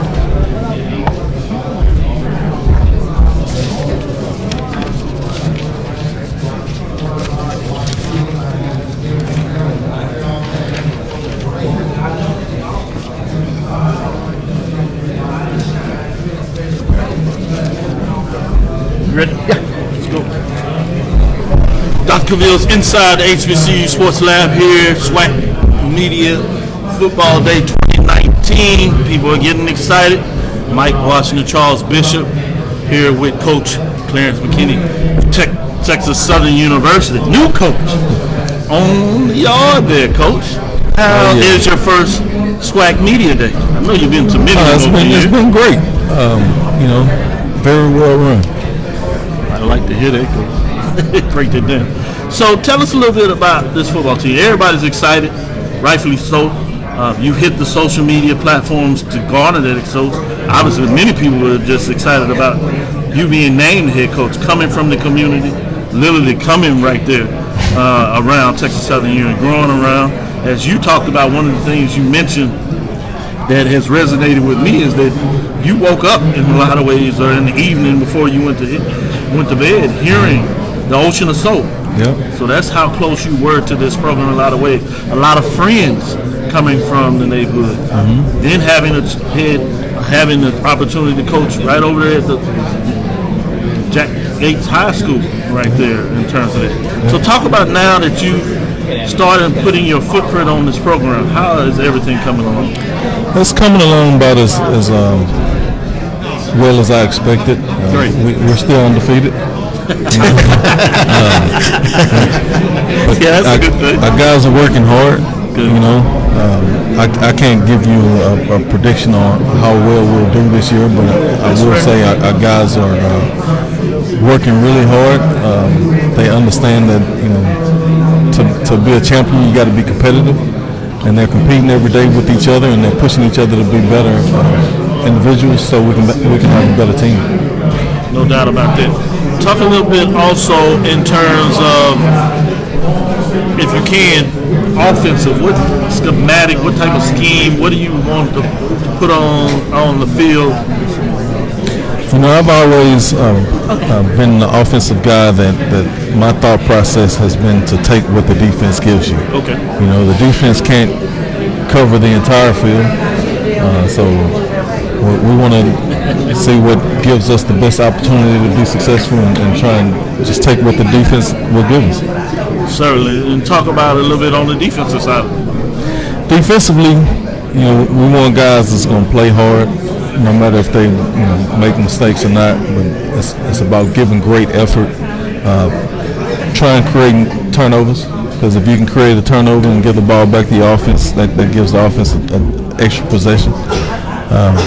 And then just being sound in what we do, playing assignment football, and guys, if you're supposed to be in the A gap, be in the A gap. So if you're supposed to be in the cover two, play your technique properly. With that, Charles, please follow up. Sure thing. Coach, of course, Houston is really just an embarrassment of riches in terms of the athletes playing football, but how important is it in terms of Texas Southern really making an imprint on the high school athlete in and around the Houston area? It's very important. As you stated, there are a lot of really good athletes, a lot of really good football players in the city of Houston. Every school in the country recruits Houston, so we can go out and have a great season and impress some of these kids and get them to stay home and take a look at Texas Southern. I think that'll help us as far as recruiting and help us get better in the future. I'm always curious when a coach comes in and takes over a program. What are the first day things that you look at that you need to do with the football program? Well, I've prepared to be a head coach all my coaching career. Mm-hmm. So I came in and I didn't look around to see what was happening. I implemented a plan that I've prepared based on the knowledge I've gotten from other coaches, Kevin Sumlin being one, and just other guys I've studied throughout my career.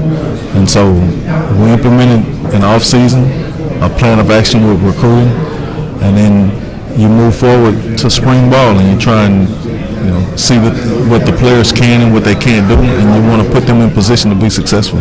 I'm sure with the talent that you brought in, there'll be tremendous competition in a number of positions, but especially the quarterback position. The SWAC is always known as kind of a quarterback league, and you went out and got DeAndre Johnson. Talk a little bit about what you've seen thus far from him and just your spring practice in June.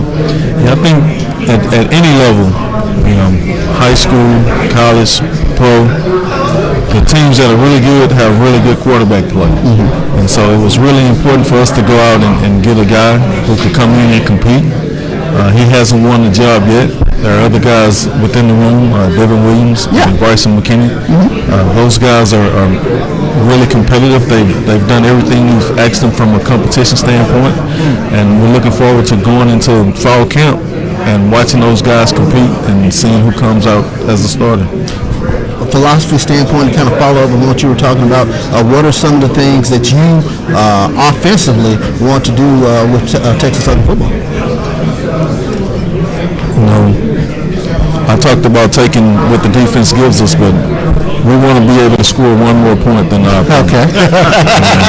So I like that. That means we're running it. That makes sense. That means you're running it. We're running it. If that means we have to throw it, then we're going to throw it. So with those guys that we talked about at the quarterback position, the good thing about them is they're dual threats. They can do both. They can run the ball. They can throw the ball. They can keep plays alive with their feet and create plays. From a philosophy of standpoint of what we're going to do, I really don't know, but I'm hoping we score one more point than our opponents. And just looking at the trend of college football over the past 10, 15 years, you talk about read option and spread offenses, but just looking at having an athlete at the quarterback position, talk a little bit about how much pressure that puts on a defense. Yeah, it puts a lot of pressure on the defense because now you have to respect the aspect of the QB run. And when you add QB running into your offense, it kind of balances the playing field as far as the defense not having an extra guy to be able to tackle the running back. Or, you can use your running back to block that extra guy. Now we're playing 11 on 11 and there's one-on-one football within that game. Sure thing. This is Dr. Bill inside the HBC Sports Lab with Mike Washington, Charles Bishop, talking here with Coach Kenny, Texas Southern University. The sauce you, as they say in those parts. Better get ready for some of that sauce. They coming. With that, let me ask you at least this one question. I know you take it one game at a time, but is there anything that you do differently to get ready for the fact that you play this early conference game against your rival institution in terms of Prairie View A&M University? I don't think so. I think you give your guys a schedule of how you're going to prepare, and you be consistent with them within that schedule. We know how important the Prairie View game is. For most people, it's the Labor Day Classic game. Right. But what you don't realize, what some people don't realize, is it's a conference game. So you're jockeying for a position from a conference standing standpoint, and that makes that game that much more important.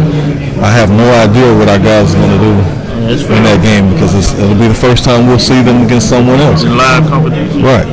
So, we go out, we put them through a routine, and we want to use that routine each week so guys know and understand exactly what's expected of you. That's very fair, and I really like that mindset and being up front, saying, hey, we're going to do everything to prepare these young men for the football team in life in a lot of ways. Right. I've seen what you do over the weeks, being right there around that, and certainly have seen them working out in an appropriate manner, coming stronger and faster, and being dedicated to their craft. But the fact that you said, as the lights turn on, as they say, opening conference game, you never know what you're going to get. Right. And you just try to do what is necessary to get the win, even if it's just by 1 point. I like that. It makes a lot of sense when you really break it down this court. Anything else that you want to share out there that we hadn't asked you a question on, Coach? I just think, we're going to be really competitive. we're going to play fast. Guys are going to fly around, have a lot of fun. And I think our goal is to be an exciting brand of football to get people to come out and watch us and see what's happening in Texas A&M. Certainly. Go Tigers. Go Tigers. Coming in here giving us a breakdown as he kicks off his first, or as we say in this part, inaugural SWAC Football Media Day 2019. Getting the information to the people. Texas Southern Tigers out there. Sauce you. Get your tickets. It's going to be exciting. Yes, indeed. With that, I just wanted to say, this is Dr. Mills inside the HBCU Sports Lab with Mike Washington and Charles Bishop. We're on assignment, moving around here trying to get you some of these interviews, doing our coaching interview, and getting prepared.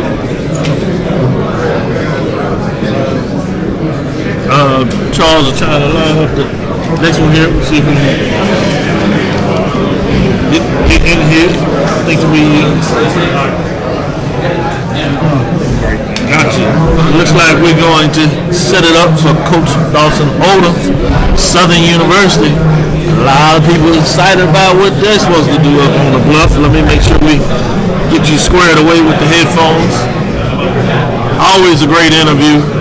Always building character, man. We have Coach Odom, Southern University, talking about what he's ready to do for the 2019 football season. Tell us a little bit, what are your expectations this season? Well, the biggest thing is just making sure that we put a product on the field that our fans can be happy about watching. The expectations are high. We got a lot of guys coming back, but they don't win games. At the end of the day, you gotta have a process in how you do things. You gotta have a plan, and you gotta go out and execute it. And we think we have a good process. We think we have a recipe for success. We think we have some good players in our program. Now those players have to come together. We're focusing on leadership and accountability this offseason. Really trying to get our guys to understand that it's all about you. We'll achieve whatever it is that you guys want to achieve. Now, how do we go about achieving those things and really putting that process in place? In this offseason, I'm happy about where we are. Okay. I think this summer's done well for our guys. I think these guys have been motivated about coming off the last game of the season and what 2019 holds. We're excited about the experience we have coming back. And hopefully we can put all that together and hopefully that recipe equals success. So let's talk about it from an offensive perspective. I really like the way you broke down last season, how it ended, taking it into the off season, and the factors that you want to focus on for this program. We'll talk about offensively. What are some things that people can look forward to, what you want to do offensively this season? Well, I think when you look at the ability to score points and create big plays, I think we've been one of the top 3 offenses in the conference over the past probably 7 years. So we're excited about the playmakers that we have. We're excited about our offensive line. We're excited about our running back room. We're excited about our tight end room. The biggest question mark that I think we have will be a wide receiver.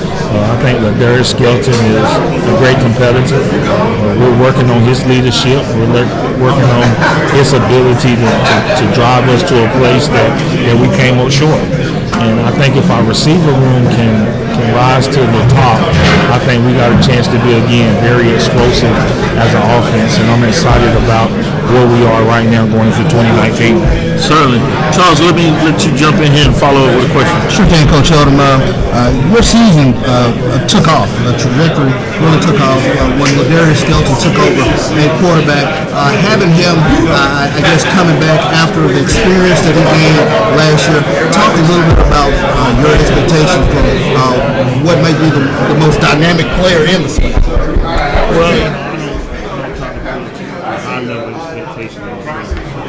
What I try to do is create an environment where we can continue to improve and develop guys. And when you look at our program, we've been able to develop the quarterback position. I think Coach Matt Leone has done a great job of really being a great teacher of that position. And if our guys buy in, they usually become successful.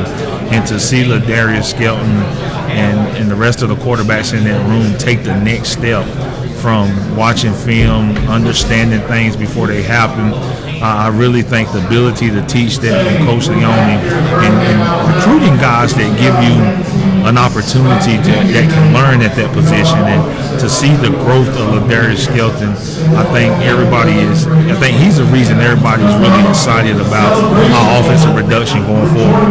When you look around the SWAC, I think I read 8 of the 10 quarterbacks are returning starters. From a competitive standpoint, what do you see with the SWAC this upcoming season? Well, the biggest thing is we know that in the game of football, it's hard to win if you do not have a quarterback. So with 8 of the 10 coming back, I think everybody's looking at the quarterback position has a chance to really be competitive in the SWAC. And when you have a competitive quarterback position, it usually leads to a competitive conference. So I don't know how the defensive coaches feel about that, but I think it's going to be an opportunity for some exciting games. But I think at the end of the day, the SWAC is all about quarterback play, and if you can get that, you got a chance to be successful. You have one of the top defenses coming back in the SWAC. I believe I read 9 starters or something to that effect coming back. But you're a defensive coach. Talk about a little bit how the defense sets the tone for the game.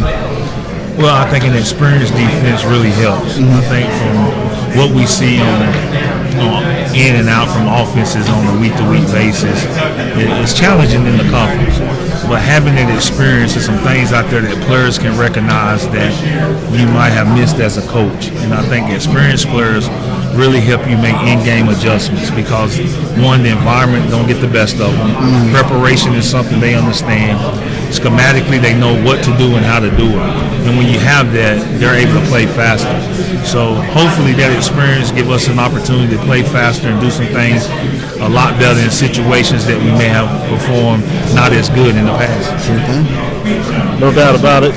Here with Coach Dawson Oates, Southern University, talking about the 2019 football season and expectations, breaking it down from an offensive, defensive perspective. When you talk about some of the key matchups or going into that first game, what are some things that you want to see from your team going into that first game? Because I know most coaches look at one game at a time. So in that first game, what are you looking at as you start to analyze your team? And the reason I asked you that question, Coach, was last year started off challenging with using that. Then you had a big matchup on the road, going to Prairie View, where things just seemed to came together. It included a quarterback switch move, if you would, and then things went uphill to the point where you end up in the SWAC championship game. So talk about the ups and downs of the season, but really focusing on that first game. What do you look at in terms of how you make your moves after that? Well, the biggest thing with that first game is you really don't know what kind of team you're going to have until they get into a live competition. So hopefully we got a football team that goes into the first game that everybody can see why you should be excited about Southern football. We think going to Lake Charles and taking on McNeese is going to be an exciting environment. It's close, it's a short drive, it's an in-state game. We're talking about a premier power in FCS. They're always ranked, and they really have a good program. Got a new coaching staff, so the unknown and the uncertainty is there. So the best thing that we can do is really focus on us and make sure that our guys are locked in and ready to go out and compete. It's going to be some ups and downs in that football game because of the unknown.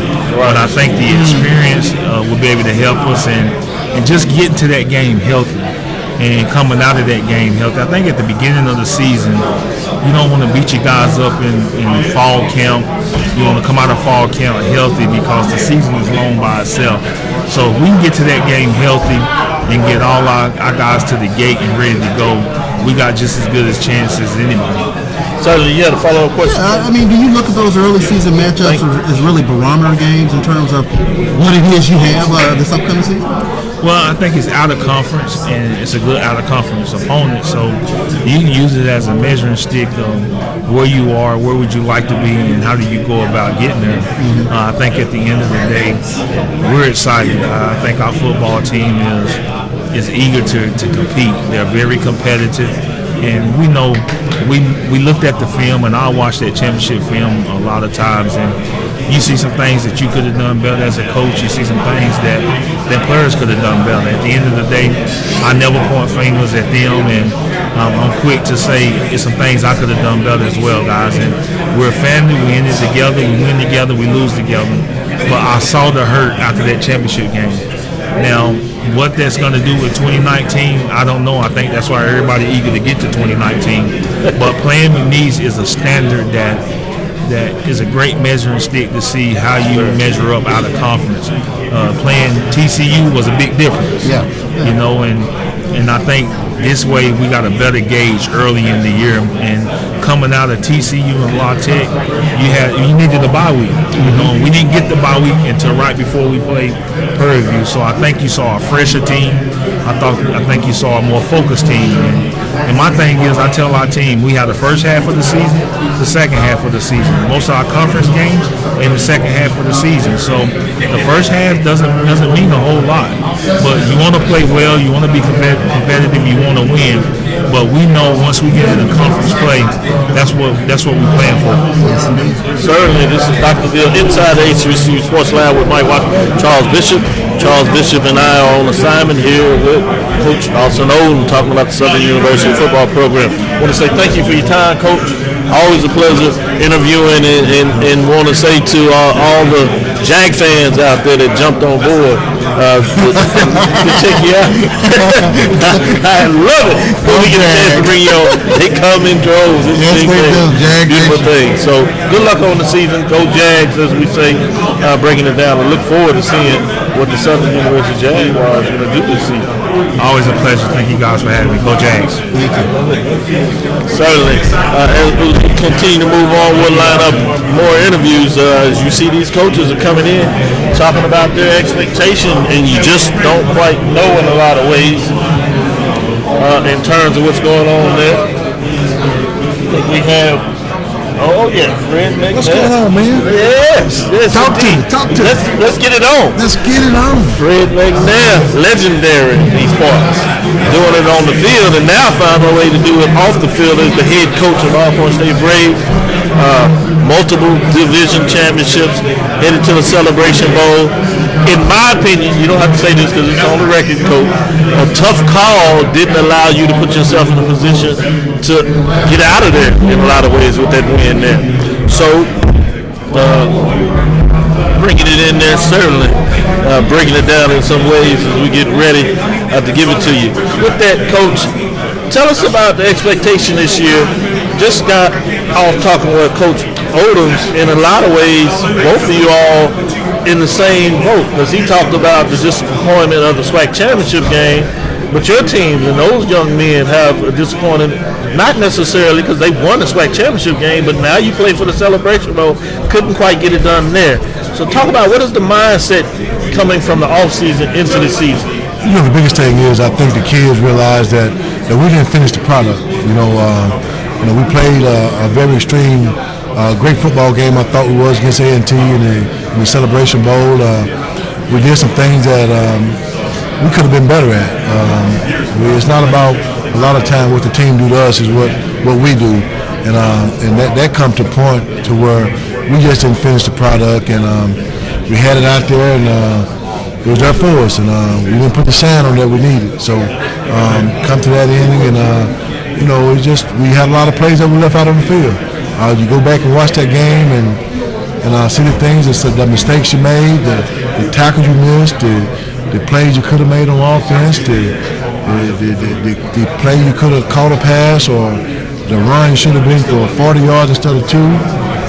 Missed blocking assignments and things of that nature. It's all about us, all about Brave football, and that's what we always look at when we talk about finishing the product.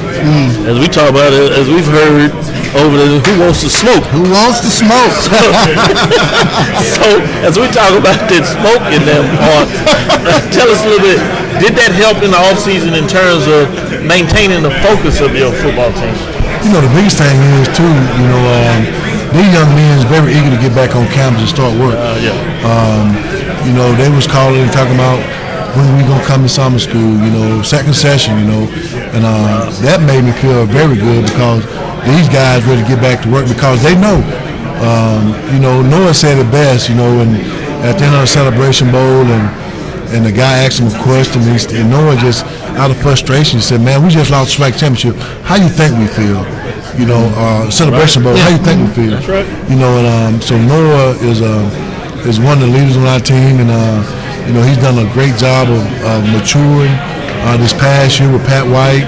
Done a great job with Noah. So, you know, things of that nature, and I know Noah expected to be, you know, one of the top players in the SWAC this year. So, Noah can take us to where we need to go. It's all about what he does with his offense and how eager he is to run his offense, and he want to be perfect.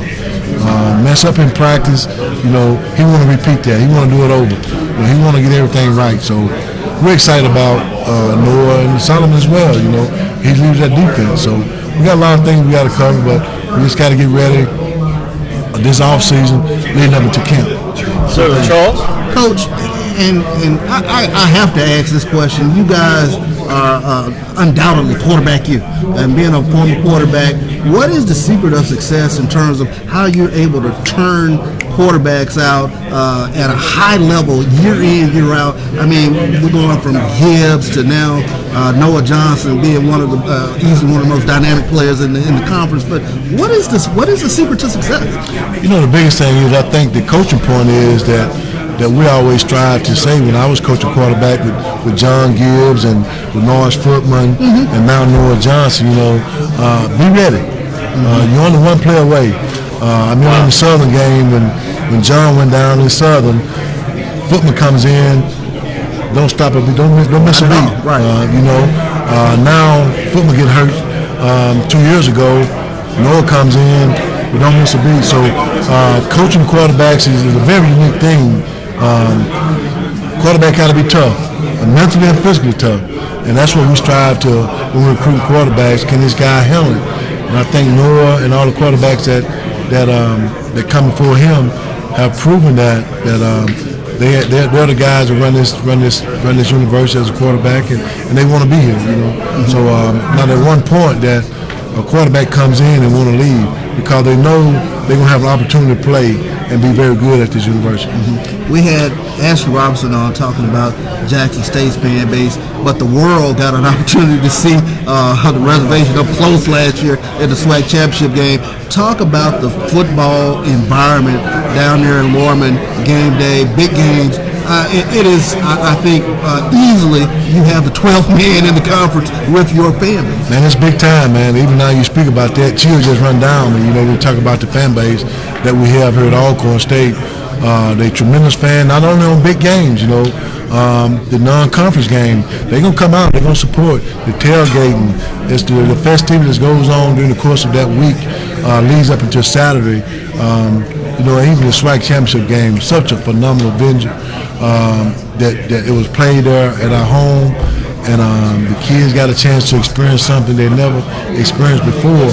It's playing in that magnitude of a crowd was great for them. Yeah. And you know, and these kids, nothing phased them out, man. They come ready to play, no matter if they're playing within 100,000 or 40,000. It don't bother them at all. So that's what I get out of it, man. They very, very particular about things like that, and they're used to it. They're very grounded. These guys are very humble. They don't let anything phase them. Sure. This is a lot about what you're able to do on the recruiting trails.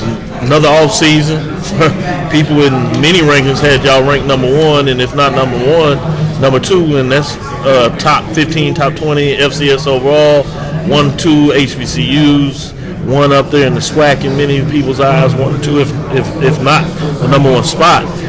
But as we talked about offense and what you all are able to do on that side, including running the ball, the focus that a lot of people believe that really separates the Braves from many other the HBCU football teams, and for that matter, the FCS programs at that level as well, is what you're able to do on defense. Talk a little bit about your defense.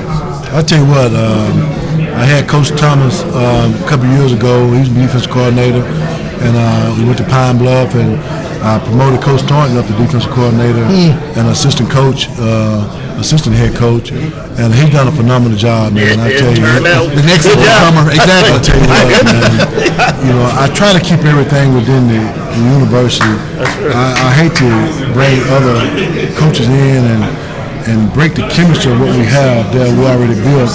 And the easiest thing for me to do is when I monitor these coaches and I evaluate them, I always try to find out the perfect fit for Allcorn State football program.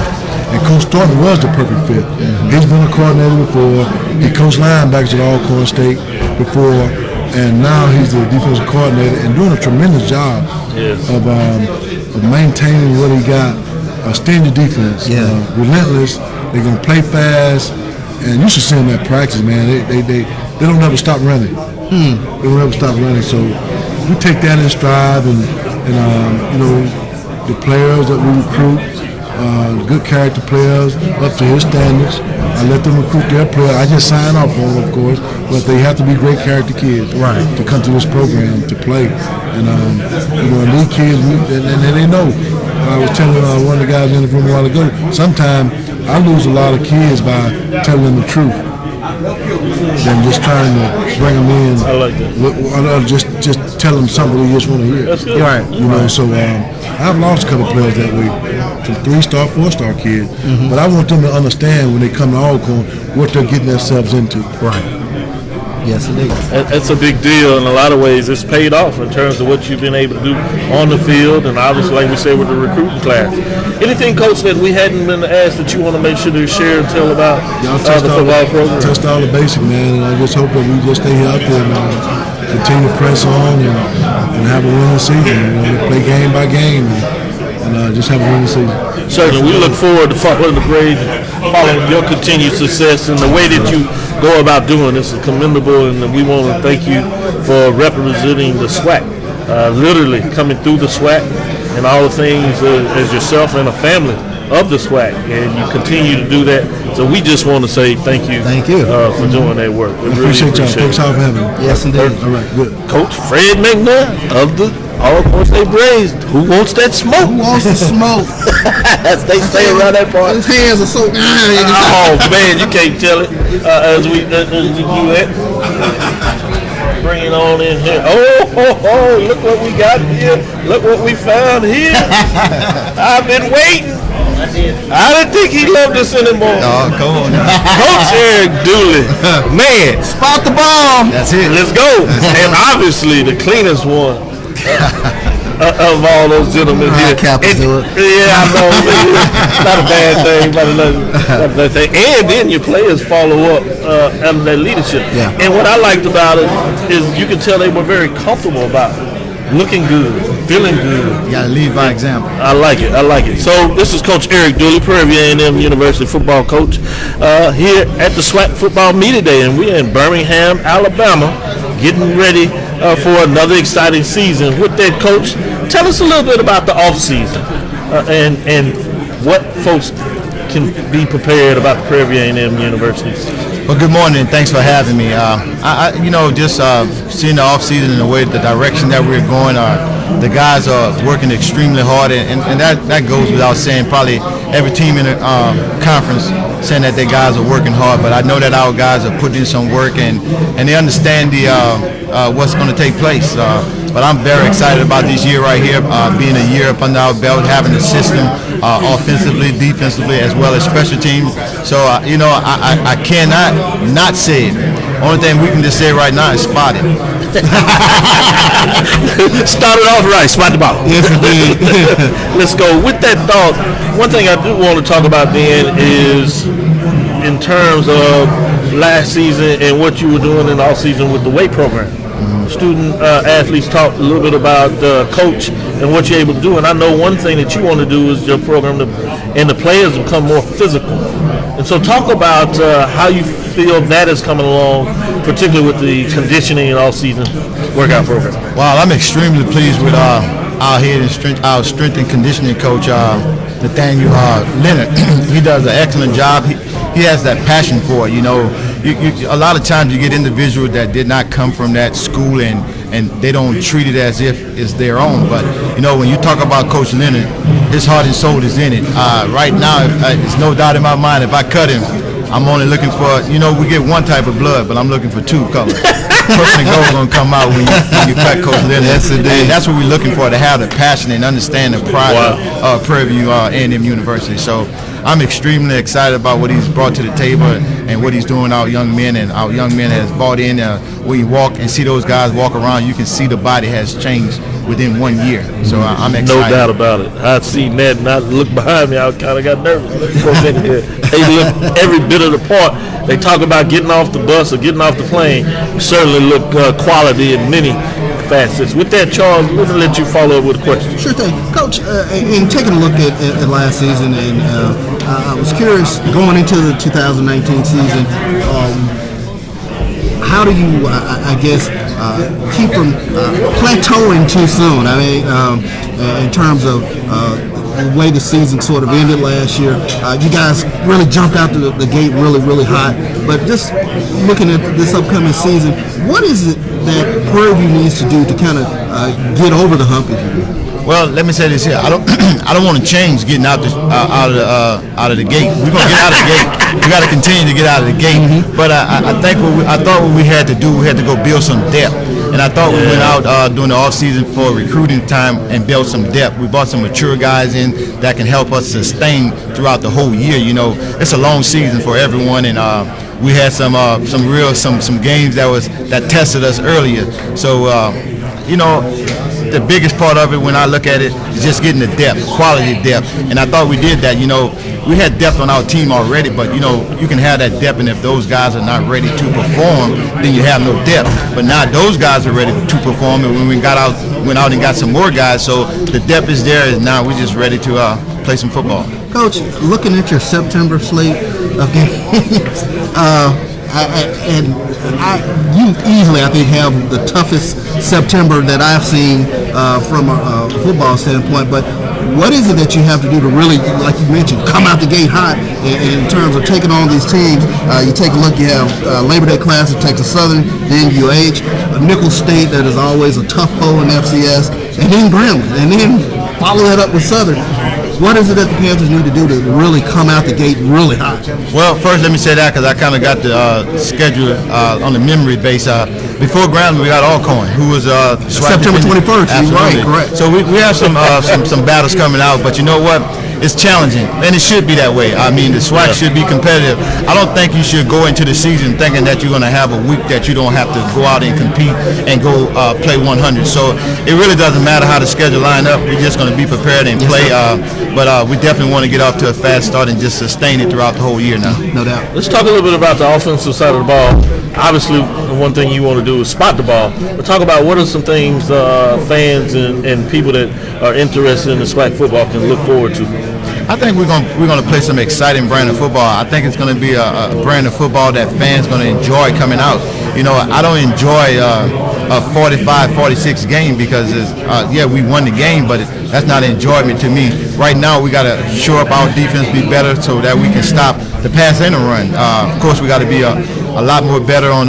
Got to be better on special team as well. We got to execute, and those guys understand that. But those guys has matured and worked hard, so we're looking for that. When I look at this football team, I look at three phases. I look at special team first, offense, and then defense. So as long as we've gotten better in all three phases, we gave ourselves a chance and an opportunity to compete for what everybody's competing for, the SWAC championship. And we'll talk about those other two phases, defense and special team. I wanted to ask the question about quarterback. Have several quarterbacks back there. I'm sure they've been working out diligently during the off season. How is that looking for you? Very challenging again. It's competition. Good. I'm going to keep that philosophy. If you have one, you have none. So we like what we have in a quarterback situation. We feel strongly with either one of those guys, and they're going to compete. They're very humble about what they're doing, and they're helping one another, they're engaging in one another. So I mean, the best guy is going to win, and I think that'll be the guy that can lead us to where we were trying to get to. Certainly, Charles. Coach, I wanted to ask this question.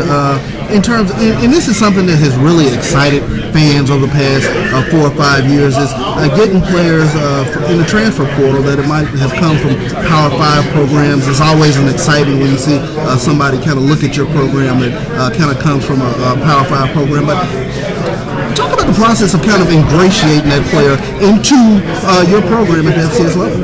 Well, you know what? I put myself as a recruiter. I'm going to recruit what's out there. If there's a football player that can help us and make us better, on and off the football field, I'm going after him. Whatever, that's how it should be. But I think that has enlightened a lot of teams. Gave some teams some things that was needed right away. So it's excellent to have that feel where you can go and do those type things. But just because they're transferred, you got to still look at the whole picture. See, does they fit into your program? Just because they're transferred, when you take a situation such as that, they're leaving for a reason. So you got to find out what the reason is and what's going to make those guys come and be a better man. My thing is about building quality young men. So regardless of what their situation was, where they came from, if I can enhance that to help them to be a better person, I'm not concerned about the football. That's what God has blessed me to do. My concern is to build a quality young man that when they leave Prairie View University, they can be successful in whatever they do. No doubt about it. Coach Eric Dooley of Prairie View University, getting ready for this 2019 football team. A lot of people excited on the Hill for a lot of good reasons. Getting it done on and off the field in different ways, postseason, preseason, with the recruiting class. Anything that we didn't quite touch on that you want to get out? It is some things you didn't touch on. You know what? You still have time to go get those season book tickets, and then you have time to go get those tickets for the Labor Day Classic, which is August 31st. So I love make it. sure you get it right now so you can be there and come see an exciting football game, August 31st. No doubt. I encourage you to get those season books as well as the Labor Day Classic for those fans out there. You talking about really seeing some good football and with quality men. I've had a chance to follow this program, being right there in the home area and talking about a coach doing it right. Follow up with Prairie View University. Get your tickets. Get those season tickets. You know what you know is going to happen. Spot the ball. Spot the ball. You better believe it. Coach Eric Dooley, it's always a pleasure. My pleasure. Appreciate you stopping by and giving us some update, giving us some love in terms of what's going on there. We look forward to this football season, boy. And we'll look forward to getting you on weekly to just talk about the updates of your program, analyzing your games coming up and those that transpired the week before. Look forward to it. Yes, absolutely. Take care, All right. Coach. Thanks. Doctorville's Inside HBCU Sports Lab here in Birmingham, Alabama, 2019 SWAC football media day, getting it done. We're going back and forth, getting you coaches, giving you good updates in terms of what's going on there. Going to do a little bit as Charles goes and see if he can get his hand on a coach or two. We'll see what we can find out for you.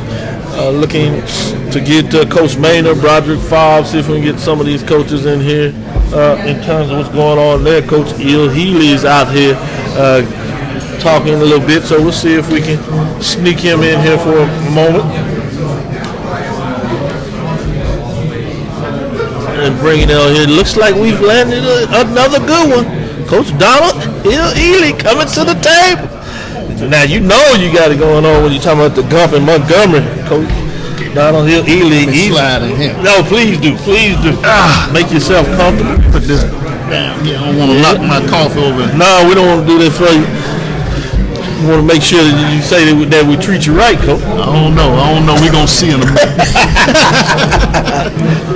Coach, it is always a pleasure seeing it. Let me ask you, I know you were working on your doctorate. How's that coming? I am doing the last revisions on Chapter 5. Oh, you closing out on findings and recommendations. Yes, sir. So it won't be long that we talking about doctor. That's right. So we're going to speak it in again as doctor. Not just coach, but doctor. Congratulations. PhD household digger. Yes, don't tell anybody the secret, buddy. Think about me a little different. Yeah, that's right. Put alphabets on. Already. So with that, Coach, talk a little bit about this upcoming season. Before we do that, let's talk about the off season. How have your young men have been preparing in terms of the offseason. How do you feel about that thus far? Well, I mean, it's been great. The spring, quite naturally, had to replace Titus Howard, not just him on the field, but his leadership in the locker room and in the meeting room. So, guys have been stepping up collectively, doing a good job of just coming up, a holistic team, offense, defense, and special team. This summer, we've been afforded the opportunity to be there and to have our players there, and they've been working hard, and we're looking forward to what they bring to the table. You talk about Titus Howard, first-round pick. Right there in our backyard in Houston, coming with the Texans, so that was obviously exciting. Talk a little bit about how excited you were for that young man. Man, as you said, quality, good person. The thing about it is, I've had second-round draft choice, I've had third. So the first thing I did was called Joe Taylor, who I played for, and who gave me this profession, and just said, "Coach, we finally got us one." Because he's been striving, trying to get a first-rounder, and whenever you get that, none of that stuff is done alone. But as I tell the young men, it's good for HBCUs because we've often talked about what we don't have. But to be able to have less and be able to do the same things that they do at the PWIs and give our young men the same experiences, it's worth its weight in gold. Yeah, I can see it in your eyes how meaningful it was. And the fact that you got to reach back to a legendary coach that you work with and share, like you said, in that success, because it's more than one. Talking about sharing in that success, offensive philosophy in terms of what you want to get done this year. Talk a little bit about the team focus on what you want to do on the offensive side of the ball. I thought last year offensively we didn't have an identity. I didn't think that we didn't have enough consistent play.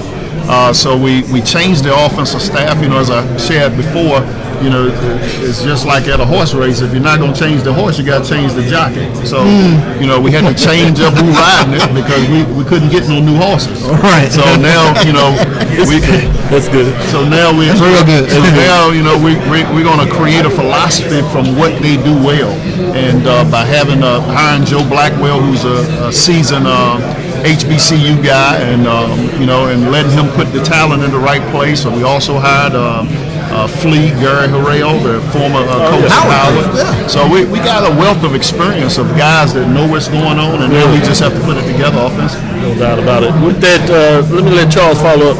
Coach, and every coach has kind of talked about quarterback play. You're one of the teams that has a returning starter coming back. Talk a little bit about, I guess, the competition at quarterback for Alabama State. Well, we have Kadarius Davis and Chris Scott, who's coming back, and those guys were freshmen and a redshirt freshman last year, and they had some games and a couple of plays that I know they wish they could have taken back. But as I shared with them going into the spring, we have to let those outcomes of low results now be our plus for high results as we move into this upcoming season. And they've taken on the challenge of being leaders, of working on their crafts, of throwing the football and commanding the offense. And we're looking forward to seeing what those guys can do as we move forward. Sure thing. No doubt about it. Let me talk a little bit about it on the defensive side of the ball. What are you looking like, and what do you want to do philosophically on the defensive side? Pressure. We have to find ways to generate pressure. We have to find ways to attack that football in the air. I think last year we gave up over 200-some yards rushing, and you can't beat nobody like that. We have to be able to cut that in half as we move into this upcoming season looking for success. We have to be able to stop the run. Certainly, I know you go into every football game with the attitude that you're going to win. Tough part of the schedule in a lot of ways at the very beginning. How do you combine that energy in terms of going in with the focus to win, but also making sure that you get through with them being a lot of non-conference games to really set yourself up? Well, the thing that we have to do, again, the NCAA allows us to 4 games, that we can play a player 4 games before he loses his red shirt. So we'll go into a game and we'll carry more numbers than we normally would carry. So we'll carry guys and we'll just try to get as much rotation as we can in there that we can preserve our players. And opening up with a UAB and coming right back with a Tuskegee and then a Kennesaw. We have one of the toughest schedules in FCS. Yeah. You No doubt about it. So just want to get in there. I like the idea of having a game plan where you're looking at how do you maneuver through that part of it. Charles? Coach, everybody's chasing Allcorn in the East. What are the things that Alabama State needs to do this upcoming season to close the gap, if you will? Well, with that, let me add in there. Obviously, Coach, you were the only team. Exactly. I should say not few, but the only team in terms of SWAC that was able to have success against them yesterday, last year. And we actually had you call into the show when we talked about the Celebration Bowl of what that was like. So follow up with that in mind. Well, the whole key is that you're not just going to beat Alcorn and be the champions. You got to win in the East consistently, and we ended up beating Alcorn, but then you lose to an A&M and you lose to a Jackson, and we have to find a way that we can have some continued success in the East. No question about it. With that, Coach, anything that we didn't quite ask you about that you want to make sure that you get out to the people or your fans? No, just mainly, as with everyone that has any kind of media outlet, continue to promote our brand. We play a great brand of football in our historical black colleges, and regardless of whatever that's being said, as Dr. McCullum had alluded to, with all the steps that he's taken to make us second to none, we have to do that as we continue to talk about our game and the excitement in our game and what we've been able to do for hundreds of years. So continue to promote HBCU. Certainly, Coach. Thank you for your time. With that, we're going to speak it into existence. Soon to be Dr. Donald Hill Ely, PhD, bringing it on many different levels, being able to change lives for students, but doing it academically and athletically. I certainly appreciate that. I know the rigors of doing a dissertation in a program, but I can only imagine doing it as you lead men. So I appreciate you for taking that challenge, and then not only taking the challenge, but finding a way to close it out. Well, how close you are. So as the old proverb say, which my old coach used to always say, "Give me a fish and I eat today.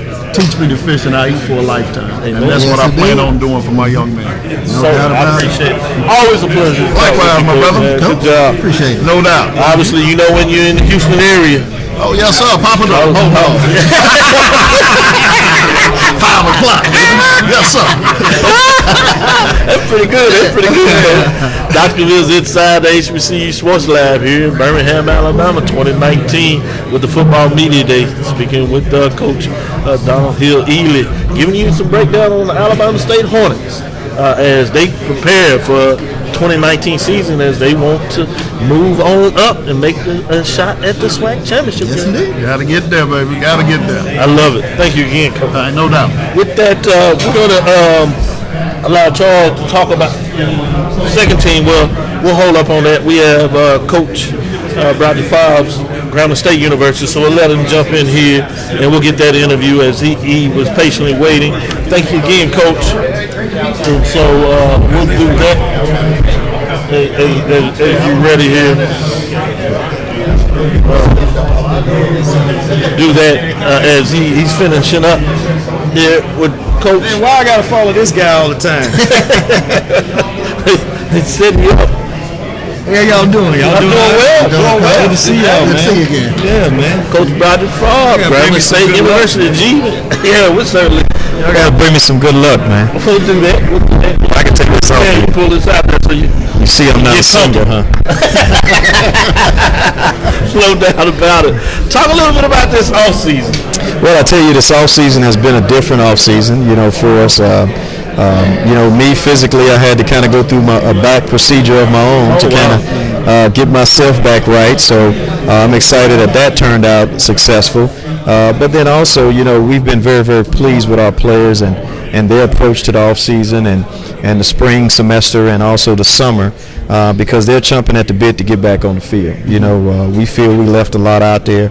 Of course, we were young at certain spots offensively when it came to our playmakers, and we had to fill a huge void, but we also put a lot of pressure on our defense. Anytime, your defense has to be on the field a lot. It doesn't matter how good they are, how talented they are, you're putting them in extreme dangerous situations. So with all being said, having a chance to still win the league, in the Bayou Classic, I thought that was an amazing feat for us, with all that we encountered, last season. So we just want to build on that, and we have built on that. Our staff is a close-knit staff. Of course, most of our guys have been together for the long haul, and I think that speaks to, our program and our approach that they love being there. With Grambling being at the mountaintop, being the brand it is, the G as a lot of people refer to it, you have a lot of matchups against teams where they see you as the rival. Not to say that you don't see them as the rival, but the fact is being in the West and those tough teams you have in the East. Talk a little bit about how do you prepare folks, your players, come into Grambling understanding that expectation week to week. Well, that's a very interesting comment that you made, and it's something that we use anytime we're recruiting. Every game is a rivalry game, and what you see on film is not always what you're going to get. Sometimes teams play down for other teams, and then all of a sudden you're playing against Michael Jordan when you play against us. So it's just one of those situations that that our kids have come to understand. Okay. But what it has also done, it has forced our kids to not believe always what they see on film. You have those games where, and very seldom is it like that, where you feel a team is not up to par, and then all of a sudden you're in a battle. So now our kids understand how to study film, understand the fact that that this league is so airtight and so talented and so full of so many really great football players and great football minds that you got to come to play every week. And if you don't come to play every week, you're going to be in trouble. I mean, you just look at us last year, everyone was down on Mississippi Valley. They had a hell of a ball club last year. Everyone was down on Arkansas Pine Bluff.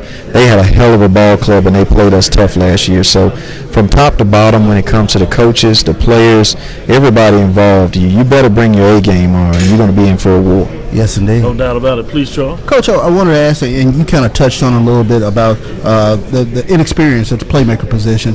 Talk a little bit about the competition between Jeremy Hickbottom and Alvin Clark in terms of leading this Grambling team.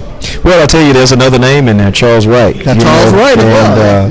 And Charles probably had one of the better springs that he's ever had at Grambling State University, and he's definitely made a name for himself to be in the mix, to have a chance, But Jeremy, we're going into the fall camp with Jeremy as our guy. He finished the year on a strong note, but I do believe Charles has everything it takes in order to really, really be a significant contributor to us this season. There were some challenges along the offensive line last year. Absolutely. Talk a little bit about what it is you guys went out and did to kind of revamp the offensive line. Well, I tell you, that thing started for us, prior to, which was in the spring. The injury bug hit us in the last spring, not this past spring, 2 springs ago, and it kind of just trickled on into the summer and on into fall camp. We kind of limped our way through the season up front. Coach Nelson, took a lot of flack, but Coach Nelson has done an exceptional job of bringing in quality football players and building, our offensive line to what it needs to be. We're excited where we are right now.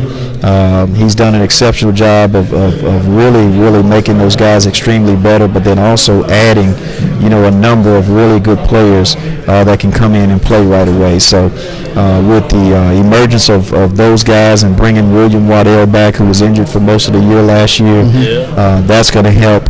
But then also, Coach Mark Orlando being our offensive coordinator helps as well because he understands how to get guys in the right position. And speaking of Coach Mark Orlando, let me go back. Everybody remembers the exploits of Devontae Kincaid, but I always thought it was the Grambling running game that really kind of opened things up for you. Talk a little bit about Coach Orlando coming in and sort of kind of reestablishing the running game, if you will. Well, of course, we believe in throwing to run.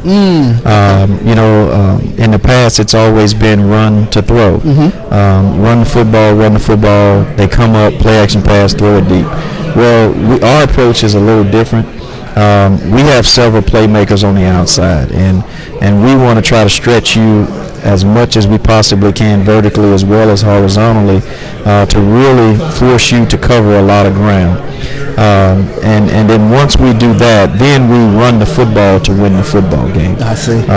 If we're able to be successful and really able to stretch you and put points on the board early, then it makes you one-dimensional. And when you become one-dimensional, then we are able to do what we do well, which is rush the passer. And now get after the quarterback and kill the snake, the head of the snake, so to speak, what we talk about all the time. Speaking of the head of the snake, of course, probably one of the bigger cobras in the SWAC. Oh, yeah. Ladarius Skelton is Southern. Of course, going against him in the Bayou Classic last year. Talk about the sort of player that you see in Ladarius Skelton. Well, he's just an exceptional athlete. You know, and we knew that coming out of high school. We recruited him. Southern recruited him as well. Just a dynamic playmaker. You know, coming out of Arkansas, has a really good body. You know, the body to handle the pounding. Runs the ball extremely well, but has even gotten better as a passer, and that says a lot about him. It says a lot about their program. It says a lot about what he's been able to develop into, and he's taken them to the next level. And and I can't say enough about Dawson Odoms because you look at him one year and they're not an athletic dual threat quarterback type of program, but then you look at them now and they are. And I think it speaks to the expertise of him as a head football coach of doing what his kids have the ability to do.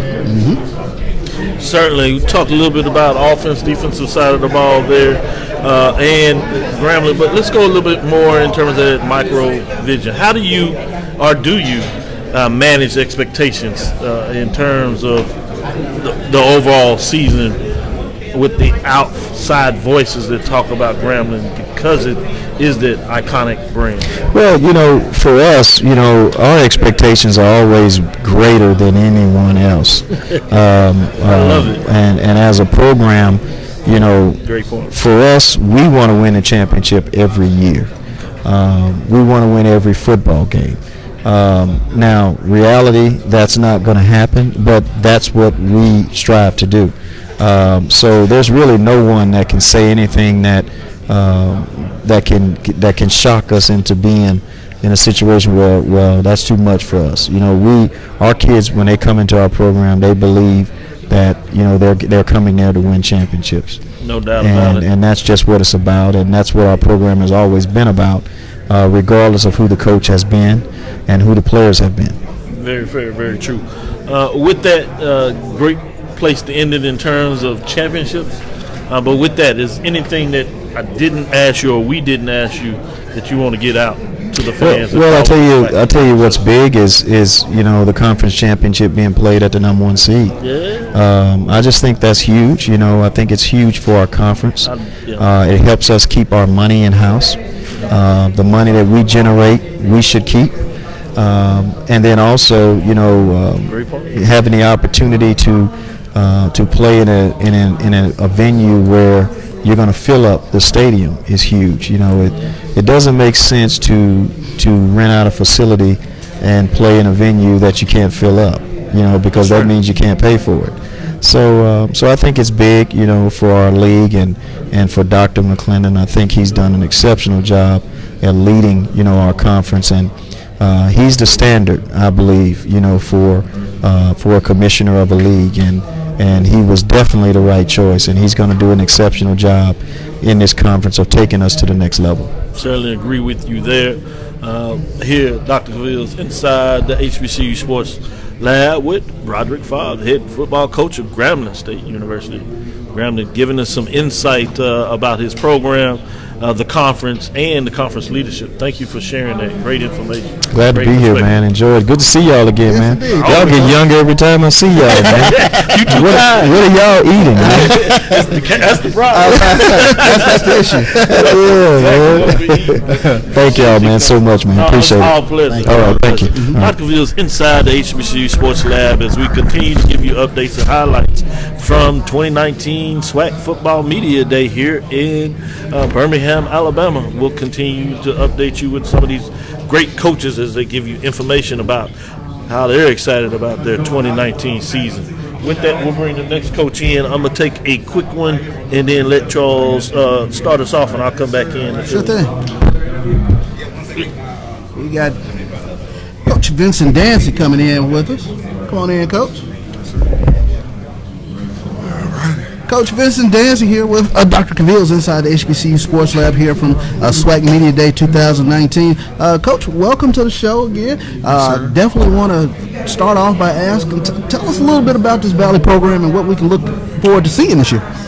I think we're headed in the right direction. I thought last year was the record doesn't speak for what we set out to accomplish as far as the mindset, the identity, the toughness, the physical play that we needed to play in order to compete in this conference.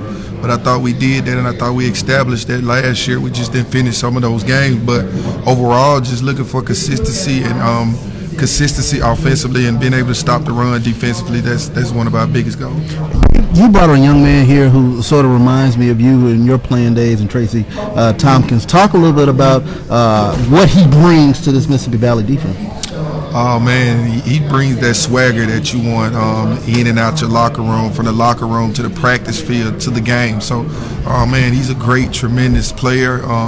Had a chance to coach him for the last 4 years, so it's been a great relationship between me and him. As you said, we both have the same identity. We want to be tough, we want to be physical. So with having him and especially bringing in a lot of new guys, he understands my mindset. So he's going to be a tremendous part of helping us bring along these new guys that we brought into the program. And you touched on a little bit in terms of talking about the identity that you wanted to bring to Mississippi Valley State.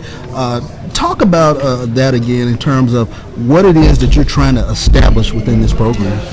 Just bring about a different culture, a culture that's going to represent Mississippi Valley State in the right way, and that's going out each and every week on Saturdays, competing and playing hard-nosed, tough football. I think you only win football games by being physical up front and running the ball, establishing the running game, and stopping the run game. So that's what I'm looking to build. That's the culture I'm looking to gain, establish here at Mississippi Valley State, and I think we're doing a great job of moving that forward. No doubt about it. I think you're starting to build that program. You see that with the way your team played many of the games last, particularly with Grambling State. And so as we get into it, defensively, what are you looking to build in terms of philosophy for this team? Oh, like you said, our number one thing defensively, what we want to do is limit the opposition possessions, stop the run, and get off the field on third downs. But you will see more of me being involved defensively than I was last year. Last year, I really wanted to be a head coach, manage the football team, understanding some of the things that I didn't understand coming into this role. And now that I got a good understanding of how everything goes as far as being a head coach, now I can dedicate some of my time to the defensive side of the ball, which I've done over my whole entire career. Certainly, you talk about being a football coach. Part of that is the growth and maturation. Yes, sir. So you had a chance to look at your first season, evaluate it, as you're talking about your players and that. So talk about how'd you go about doing that mentally, if you would. Oh man, just getting together with my coaches and just going through every game, every player, every position, seeing where we need to get better, where do we need to build depth. I thought that was one of our issues last year, and as you can see, like you said, we was in a lot of games, but I thought we wore down in a lot of games. So what we wanted to do was create enough depth at certain positions where we won't be as tired or we won't wear down in four quarters. And I thought that we did a tremendous job as coaches going out and getting the type of player that we want here at Mississippi Valley State that want to be a Delta Devil. Thank you for that, Coach Danson. Charles, go ahead.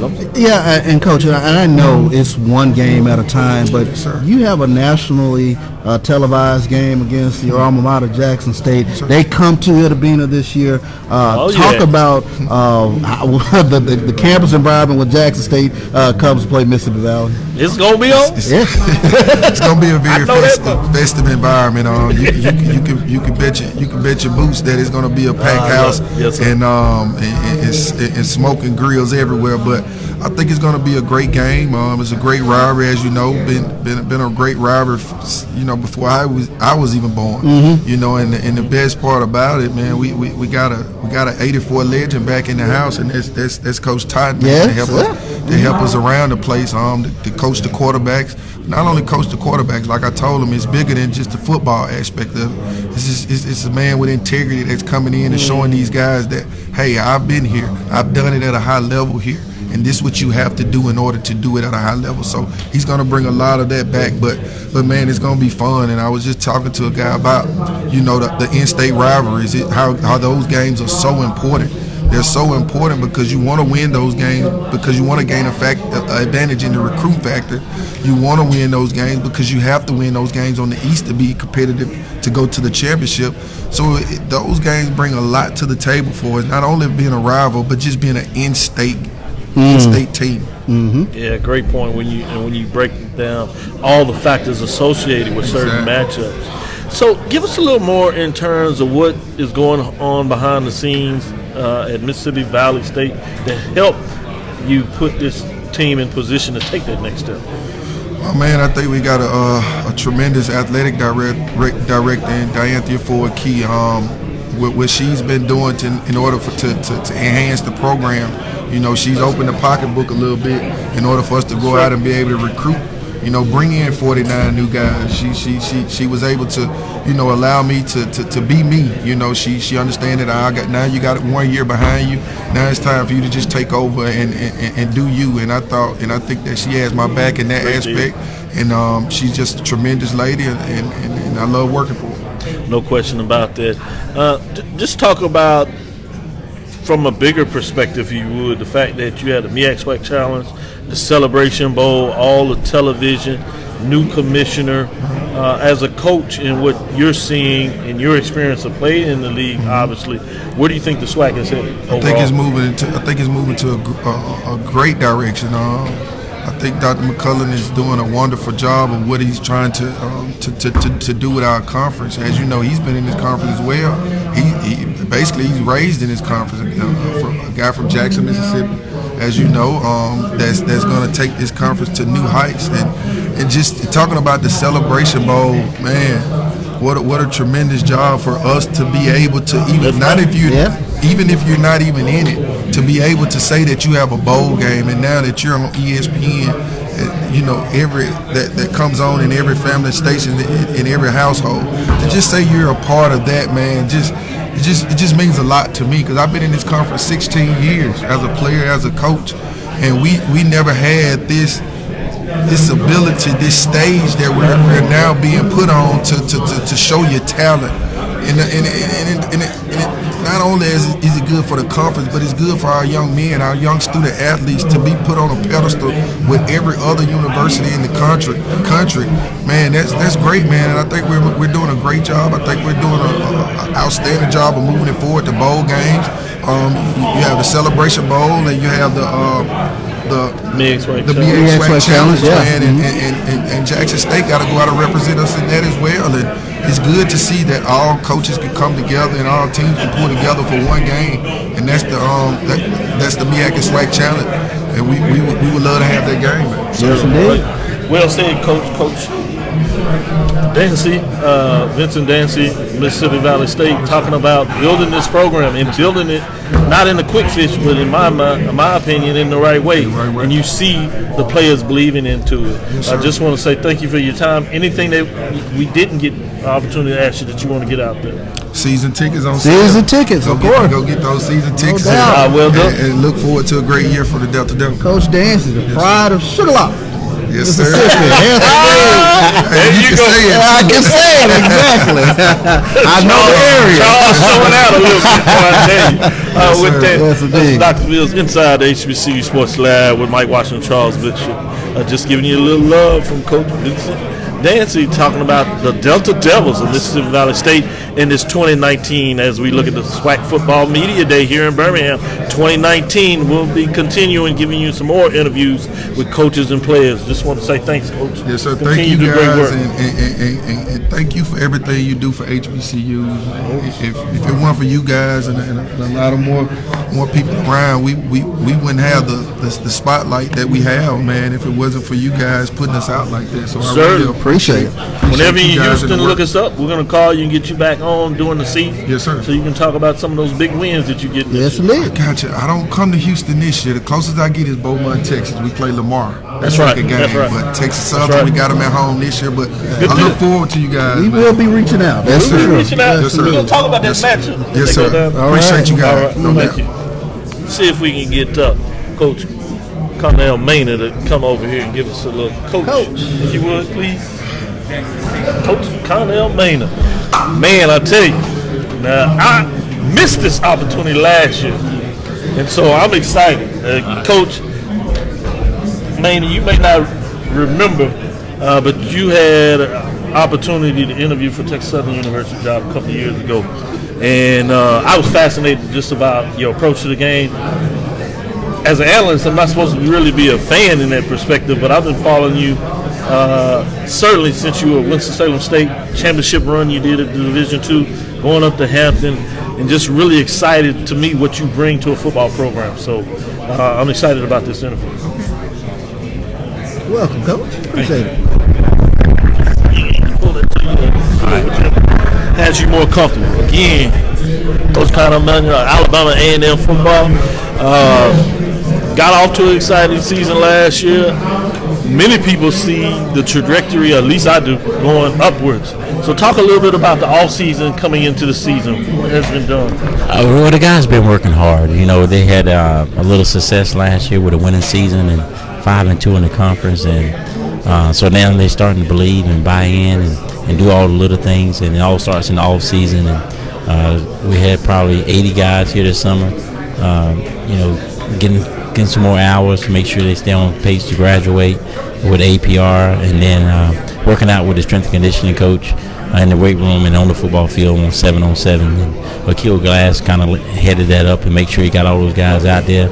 And so they've been throwing 3 days a week and been lifting 2 or 3 days a week, and been working hard and getting prepared for the season. Certainly, no question about that. Talk a little bit, if you would, in terms of I want to take this back a little bit. Obviously, a lot of people ask you about the offensive side of the ball with your experience at the quarterback position and what you've been able to do offensively over the years. But really, what I've realized is what you're able to get your defense to do. Talk a little bit about the defensive side of the ball. Those guys are, you know, when we got here, you know, you kind of evaluate, look at, you know, the strengths and weaknesses, and the defense was the strength of the team. So, of course, I'm an offensive guy. I'm going to focus on the offense, but I got to focus on both offense, defense, and special teams as being the head football coach. So, but, you know, our defense, they played great last year, and they kept us in games. You know, Holloway led the way, making all the plays that he made. He got a twin brother at corner that can make a lot of plays, and we got a couple other corners, Mike Mills, and guys that we feel can play the position of cornerback. And then we got Q Kelly, another linebacker. He only played 4 games last year because he hurt his knee in spring, so he'll be back 100% this year on that defense. And so we're expecting those guys to play just as good, if not better, than they played last year. Certainly, Charles. Follow. Coach, you have one of the more interesting, I think, pass catching duos, I think, in the SWAC in terms of Akil Glass, Brian Jenkins, Kendrick Johnson. You have a lot of weapons at your disposal, but the running game, Jordan Bentley coming back, how big would that be for your offense? That'd be huge, you know, because what you want to do is offense. You want to stay balanced. Mm-hmm. If you can stay balanced, you get those defensive coordinates nightmares, and it's tough to stop you when you're two-dimensional. Once you're one-dimensional, you can be stopped. If you just can throw the ball, they can stop you. If you can just run the ball, they can stop you. But when you stay balanced and they don't know what's coming, run or pass, it's tough to defend the offense. So we want to be balanced as possible. We want to try to be 50-50, run, pass, and keep those defenses off balance. And Bentley gives us that opportunity. What we need Bentley to do is stay healthy. Yeah. You know, when he's healthy, he's a heck of a running back. Exactly. You know, and he's kind of been bitten by the injury bug a little bit, and so now he's coming to a senior year. If he can have a great year and just stay healthy, I think he can go over 1,000 yards with no problem, and we can be where we need to be in that running game. But we're also going to give Gary Quarles the ball because I like to play running back by committee and keep those guys fresh, because that position is so brutal on you for the whole season. And so I like to keep them fresh, and so both of those guys be playing to get a lot of carries, but it's all back on the offensive line. You know, they got to protect for Kill to throw it to Jenkins and the rest of those guys, and then they got to open up holes for Bentley and Cores to run through. So it all starts up front, but we do have some weapons, I think, at the running backs and wide receiver and quarterback and tight end. But it all starts up front, and those guys got to be able to protect for Akil and then open up some holes. You mentioned Akil leading the guys in terms of throwing the ball around, but we've been seeing Akil since freshman year. Talk about his maturation as a leader for your team. He's made great steps. You know, we always tell him, the quarterback is different. You know, quarterback is different from everybody else. Quarterback's like the head football coach. You know, the head football coach, and you got assistants. Okay, I'm different from them. You know, I can't do stuff they can do. You know, they can't do stuff I can do. They not here. You know, and so the quarterback the same way. You can't do what everybody else do. You got to be different. You got to lead. You know, and just like everybody else ain't here today, but the quarterback is. You see, the quarterback and the head coach, the only two to get wins and losses. Very true. Good point. You know, what we talk about offensive line, running backs, wide receiver. What's your win record? Nothing. 0-0. Akil Glass is going to be his record and my record. Right. You know, assistant coaches don't have no record. Nope. You know, so the quarterback is different. You're tied at the hip. Yeah, and so you have to lead. You have to be different. You know, you can't worry about friends. You have to be a leader, and they will follow. You know, they don't want to be a part of that, then we get rid of them. You know, so Akil is learning that. He had the opportunity to work out with Jameson Winston this year, and Jameson told him everything that we told him. You know, a receiver dropped the ball, and so the receiver got back in the line to go the other way. And Jameson looked at him and said, "What you doing? Get out. You just dropped the ball. I'm not throwing to you." That's what we be trying to tell Akil.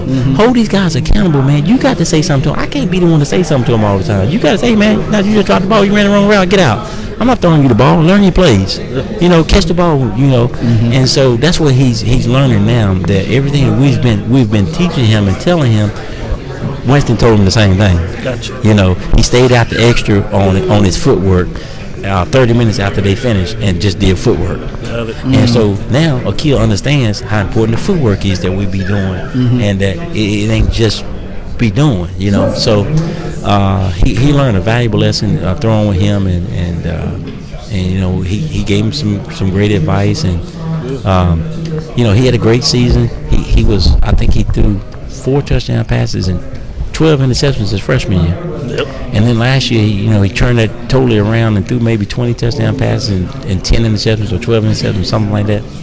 So the natural progression of a new head coach, a new offensive coordinator, a new quarterback coach, new system, and he throws 20 touchdown passes. That's what Cam Smith did his first year with me, coming from Navy Academy. And then the second year he threw 33, and his last year he threw 43.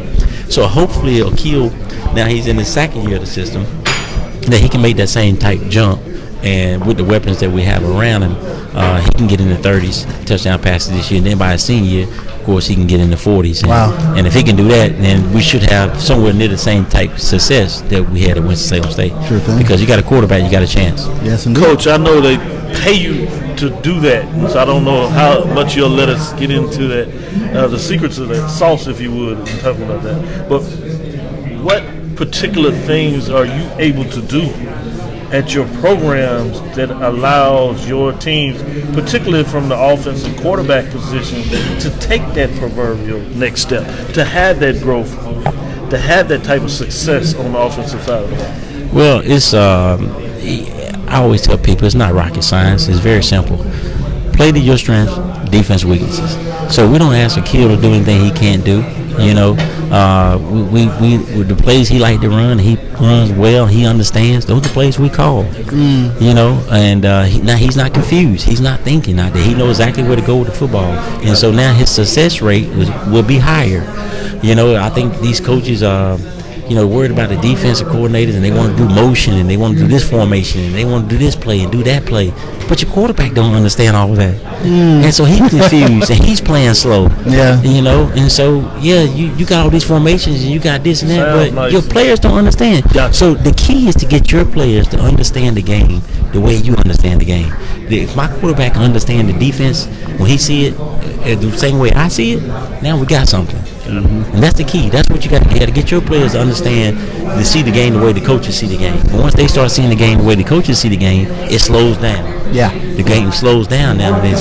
It's simple. Now you just execute, So you got to get your players to understand the game and see the game the way that the coaches see the game. And if you could do that, you're going to have a pretty good team. Yes, indeed. No doubt about it. Certainly look for excitement over there on the hill, as they say, Alabama A&M University under Coach Maynard. Talk a little bit, if you would, about that first opening game and what it means playing in Ohio historically in terms of what the NFL is partnering with the Black College Football Hall of Fame and that matchup. What are your thoughts on all that? Well, first of all, just playing Morehouse, a historical black HBCU, and it's always a great opportunity to play teams like that. And I played them when I was at Winston. We played them. That's right. I think we played them in Ohio in Cleveland Brown Stadium.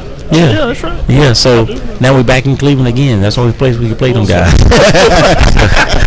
When they run down the street. Yeah, exactly. But it's a great opportunity to play in the Hall of Fame stadium. We're gonna get to go to the Hall of Fame. The guys gonna get to visit the Hall of Fame. Yeah. Good. See the guys that they watched play, dreamed about, heard about, their fathers told them about.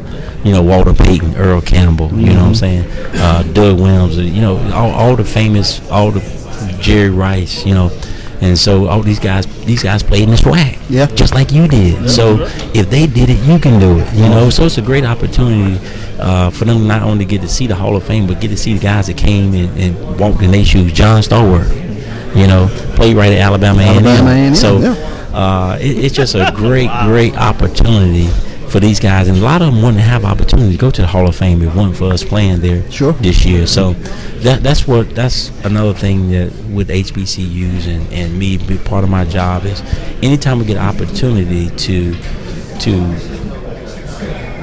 enhance these guys' opportunities to do things they wouldn't be able to do if they wasn't in college or they weren't playing college football at HBCU. We want to take that opportunity to do. If we go into DC, go by the monuments and show them stuff that they want to normally get to go see, and then it's going to be on NFL Network. It's going to be live on NFL Network. That's huge.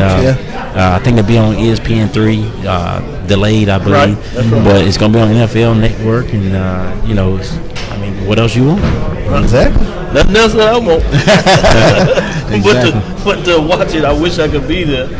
But certainly, in terms of that, as we close up on this great information, great insight, anything that we didn't ask you that you want to share or that you want to get out to your fans and people out there in terms of Alabama A&M or SWAC?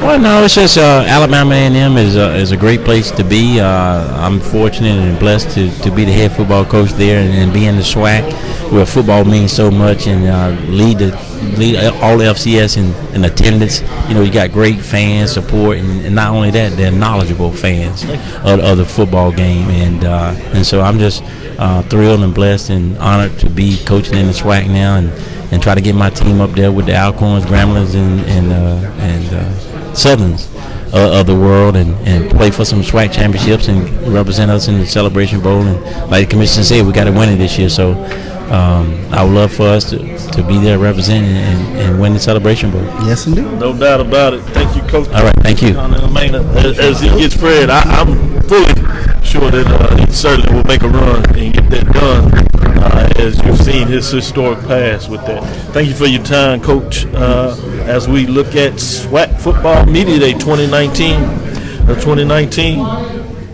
here in Birmingham, Alabama, bringing it together in a lot of ways, just showing up with our interviews, bringing in Coach coming up next. Come on, Coach.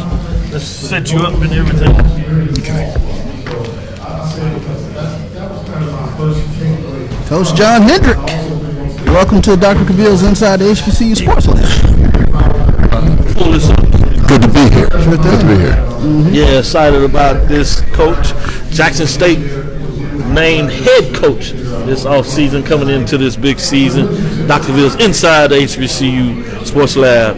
Go ahead, Charles, if you would. Yeah, Coach, I wanted to talk a little bit about some of the things that you've seen from your team this offseason, kind of get them prepared for this upcoming season. Well, I think one of the most important things I did upon being hired as a head coach at Jackson State was to hire a tremendous strength coach, Medgar Harrison. And he's going about getting our team prepared because it's his team until he hands it over to me in August. And he's done a great job. I think the most important thing that's happened to us began are two things. Number one, I'm beginning to see us come together as a family, something I've been preaching since I've been there. If you're a family, sometimes you argue, sometimes you have disagreements, you might even fight your brother. But at the end of the day, nobody else better not touch him. Right. And when it's all said and done, you're going to still love each other and you're going to still be unified. Number two, they're beginning to take ownership in their team. And what I mean by that is there's certain things I say and I don't like when we're running, I don't like guys bending over. I don't like guys putting their hands on the hips. I think it's a sign of weakness. And I'm beginning to hear them say, take your hands off your hips. Don't bend over, man. Get up. Finish through the line. Do it the right way. And so we're beginning to speak the same language. And anybody, the Bible says, if they speak the same language, they can accomplish anything. Wow. So we're beginning to get that. And the great thing is that Coach Medgar is an extension of me. He preaches the things to him in the weight room that I preach to him all the time. Be the best you can be. Put your best effort into it. Be disciplined. Be accountable. Be dependable. Have respect. And those things that we're beginning to get the things that we're teaching them. One of the questions I've been asking coaches is the transfer portal has really been something that's kind of really excited fans in terms of getting players coming into programs that might have been in Power 5 programs or other FCS programs. But talk about, the process of sort of ingratiating transfer players into your program. And, of course, you made one of the bigger splashes this offseason in bringing in a young man from University of Florida. Well, the key to having a good program is that you can bring in some guys from the outside who haven't started in that program, and some guys can be detrimental to that. Mm-hmm. But if you've got a good base of leadership and the kids are taking ownership in their program, they won't allow that to happen. Mm-hmm. And so we're at a point now where I believe that we can fit. We fit in D.D. Bowie this year from Ole Miss. We're having Daniel Crowell coming in from Troy. We got Jalen Jones in from Florida, and our kids they're not missing a beat. And the great thing, and credit to those kids, they're coming in and fitting in. That's awesome. And I think that they're not being guys who are being disruptive and trying to mess up the rhythm. They're being good teammates. Mm-hmm. Coach Hendrick, let's talk about on the field in regards to offensive side of the ball. Yes. What are you looking to accomplish as you preparing your players during the off season? Physically, mentally, they've gotten ready. Now, philosophically, what do you want to do on the offensive side? Get first downs. People ask me that question all the time. They think I'm crazy. They say, what kind of offense you run? I want to run the offense that gets first down. Because if you get enough of those first downs, you're going to get touchdowns. Yes, indeed. String something together and see what happens. No doubt. So that's what I want, really. And I tell offensive coaches that, guys, I know everybody wants flash, everybody wants dash, and I do too. I want a big plays. Like I tell, I want to have some good trick plays. I want us to throw the ball downfield a couple times every quarter. I want to do those things. But, when it's all said and done, and when the dust clears, the teams that win football games do this. They don't turn the ball over. They're efficient on third down. They're good in the red zone. They do those things. And if they're good, if we're good at that, of doing those things, efficient on third down, good in the red zone, and we don't turn it over, we're going to be all right on offense.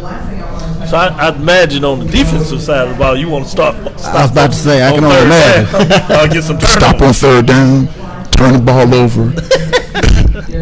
Keep be good. Stop scoring. And last year we were really good in the red zone defense. I think we finished third in the nation in red zone defense. Only allowed about 60% score 60% of the time, which is incredible red zone defense. And we've been good on third down since I've been here.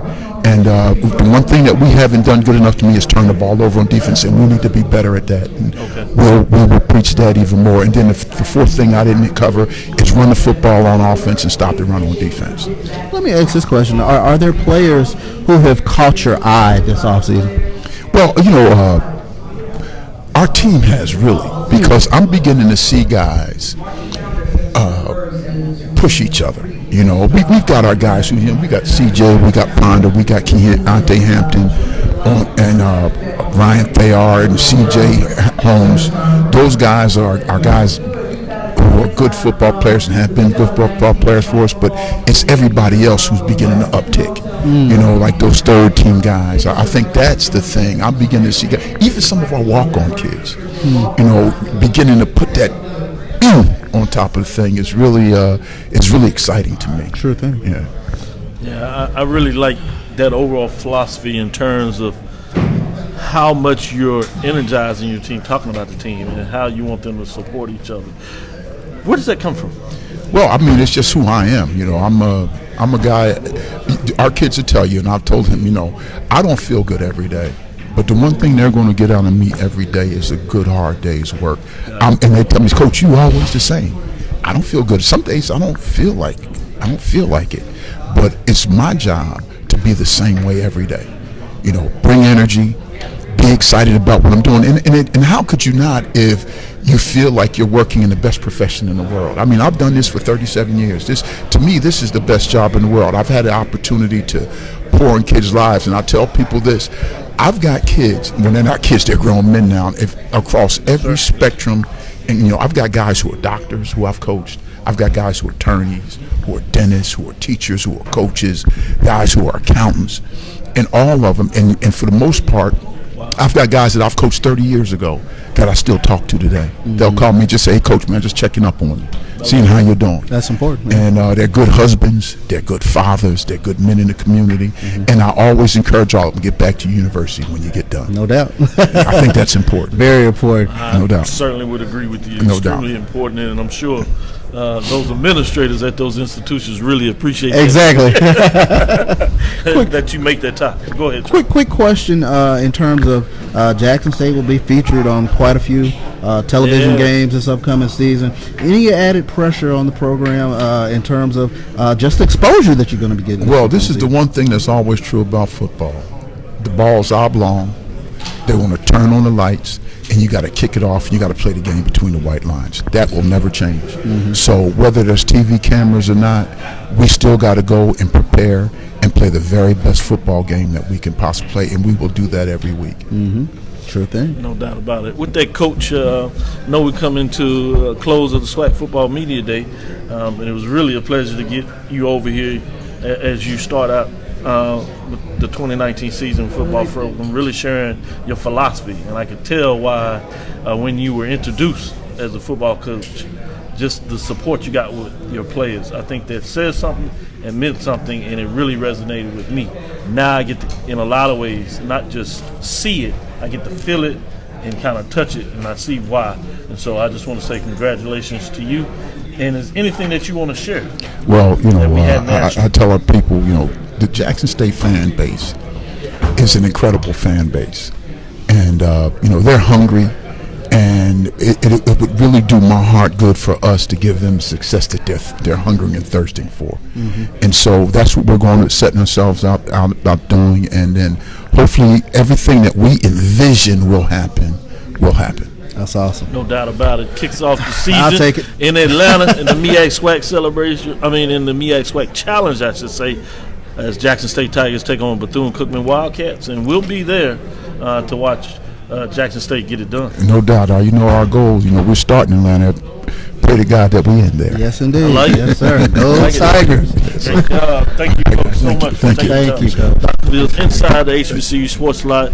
We're closing up things, and we're going to see if we can get the last coach in here from Pine Bluff to give him his time, and we make the rounds and we get all the coaches for you this year. So we're going to see what we can do to try to get Cedric Thomas in.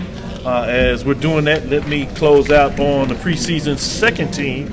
As we talked about the first team earlier, I'll give you the second team. Yeah, those Jackson State fans out there talking about SWAC championship, all roads to the SWAC championship come through Loma, Mississippi. Well, some of them will say Jackson State. We'll see. What about that West Division with Grambling, Southern, and Prairie View? See what's going on there. Offense, we have preseason second team Akil Glass, Alabama A&M. Head coach Connor Maynard talk a little bit of Akil Glass and his maturation. Dewanye Tucker from Prairie View A&M, Devon Ben, Southern University, Christian Rice, Prairie View A&M University, Dana Garza from Prairie View A&M University, William Waddell from Grambling State, Shawnee Rams of Alabama A&M, Jalen Brinson of Southern University, Trey Devion Dixon of Texas Southern University, Brian Jenkins, Alabama A&M, Jeremias Houston, Southern University, Ron Collins, Prairie View A&M, Daryl Henderson of Allcorn State, Theron Bonds of Allcorn State on defense second team, Rayon Hollis of Allcorn State, Julian Marcantel of Texas Southern University, Keontae Hampton of Jackson State, Aquarian Fields of Grambling State, Joshua Hill of Alabama State University, Daylon Burks of Allcorn State University, and Montavious Gaines of Southern University. Second team we got Zach Elder of Prairie View A&M University, Curry McCullough of Allcorn State University, Tyrone Ramp of Arkansas Pine Bluff. So that'll do it for your second team. As we looked at this predicted order of finish, you probably heard by now. Top team in the Southern Division is Southern University. Top team picked out of here, Eastern Division, is Allcorn State. With that, we're going to jump in here with Cedric Thomas as we get him set up. Arkansas Pine Bluff. Oh, I'm sorry. Make sure we get that to you. Get you set up there, Coach. Ready to go. Coach Thomas, Golden Lions coming in, second season. So as we start that off, let's just jump in there and ask you about the offseason. What were your thoughts on this offseason as you get prepared for the 2019 football season? Yeah, I thought it was great, starting with the implementation of a new strength and conditioning coach, Rashad Harris. For some of the kids that have been in the program for a while, they really get us a chance to be a part of a true off-season program where the things that they're doing inside the weight room is position-specific, organized activities, and that has been a plus. You can kind of start seeing just from a supplement standpoint, the body's starting to change, and they walk different, they talk different, the handshakes different, and also academically, everybody's eligible. Everybody did a great job from an academic standpoint in which we build this foundation on. It's been great. Came out of spring healthy. A lot of retention from some guys who returned, so that was a plus. And then just a testament to the new AD and administration. We got all scholarship kids in for the first time in school history on campus now. So it's really been a blessing. From the off-season standpoint, and we're excited. Coming to this 19th season. I can see why with that kind of news. I'd be quite excited too, Coach. It's a big deal in terms of getting commitment from administrators, from athletic director all the way up to the president chancellor, if you would, in terms of that. So let's get to it in terms of the offensive side of the ball. What are the things that you want your program to do to move, continue to make the moves? Obviously, it starts at the quarterback position. Returning man, really talented. Talk a little bit about the offensive side of the ball.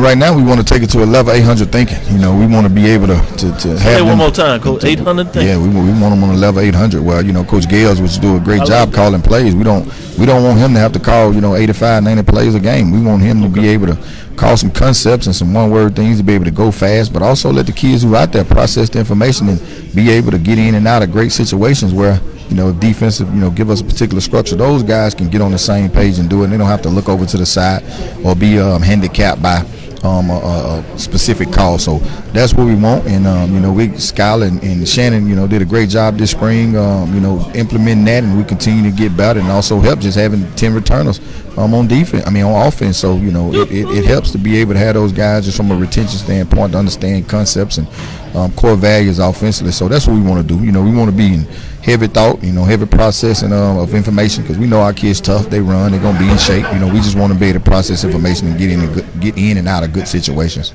Thank you, Coach. Go ahead, Charles. Yeah, Skylar Perry, he really took the SWAC by storm last year.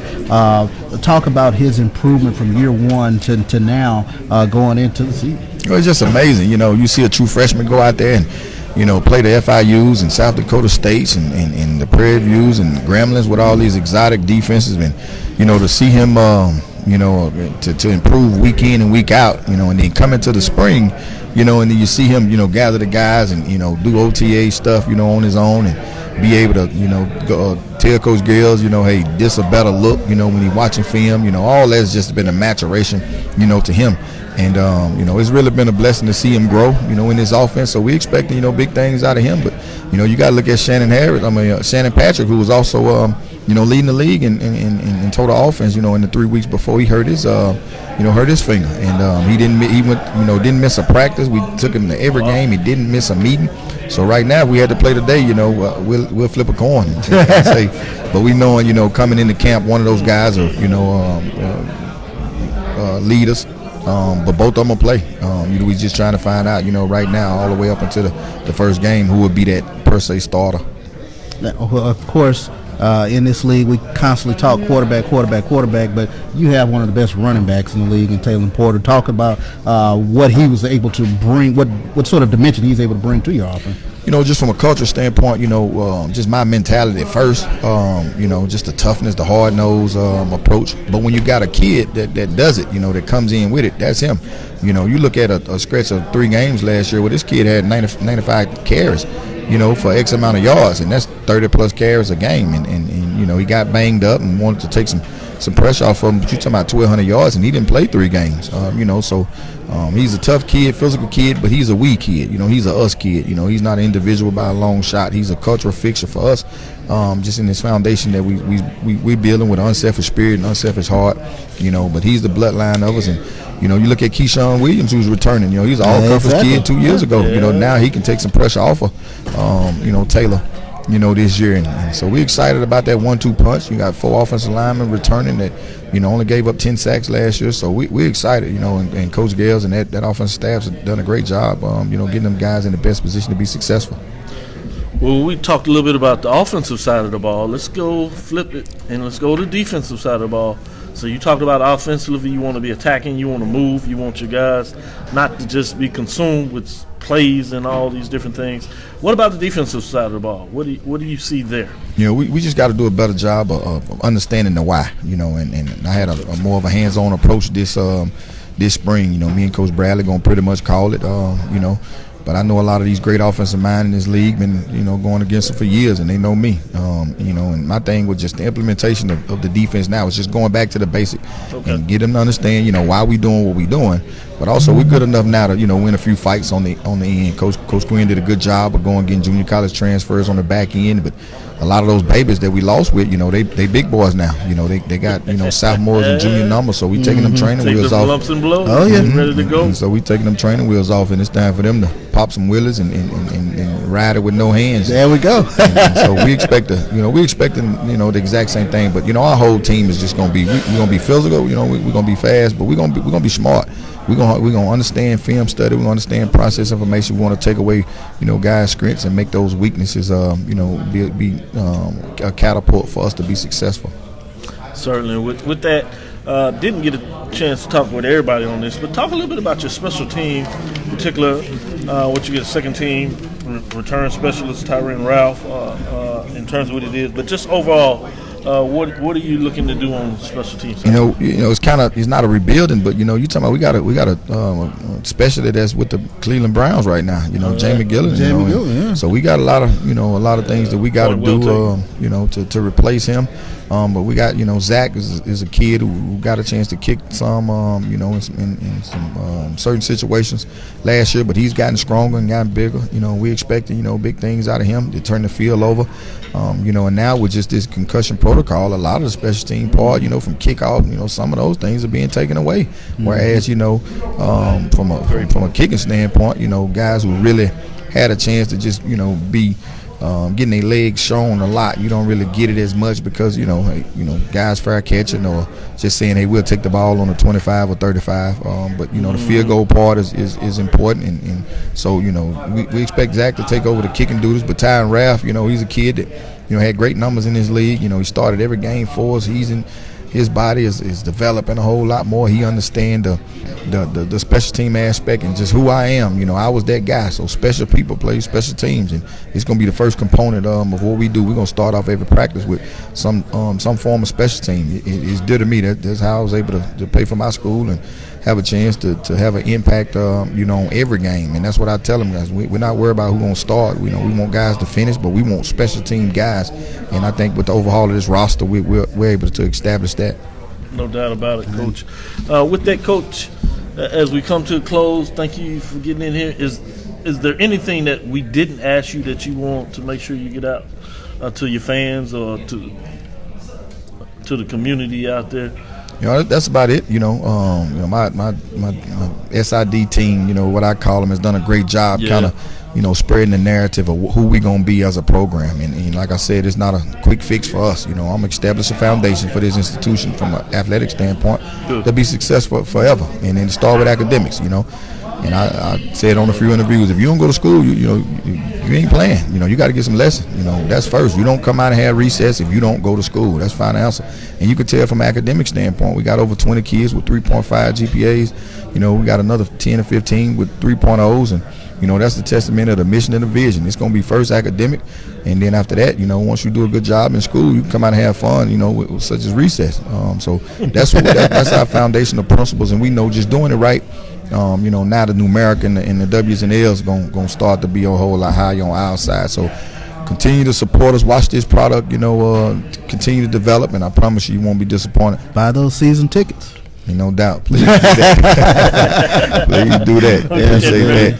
With that, Coach Cedric Scott, we just want to say thank you, Thomas, for coming in here and giving us an update on Arkansas Pine Bluff. The Golden Lions, we're going to turn it over and get into the AD, give them a chance to give us some updates so you can get them season tickets and talk about the support. All scholarships, man. I thought that's a big statement. That's a huge that statement. Everybody needs to know that's going on about that and bringing them in terms of the off-season commitment to what you were wanting to do and what administrators allow you to do. So I think the trajectory is going up with the way that you reach out to these young men and let them know that the foundation is academics, education, and then we'll get it done on the field. I see big things coming for the Golden Lions. So thank you, Coach Thomas, for continue to build the program, get it done. Yeah, I appreciate you guys. All right, thank you.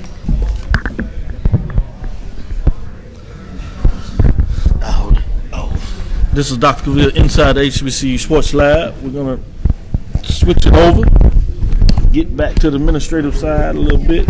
I got beat up yesterday, so we're going to make sure we get this one in. Make sure we get this one in.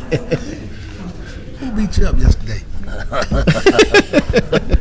We're going to let the listeners follow that up.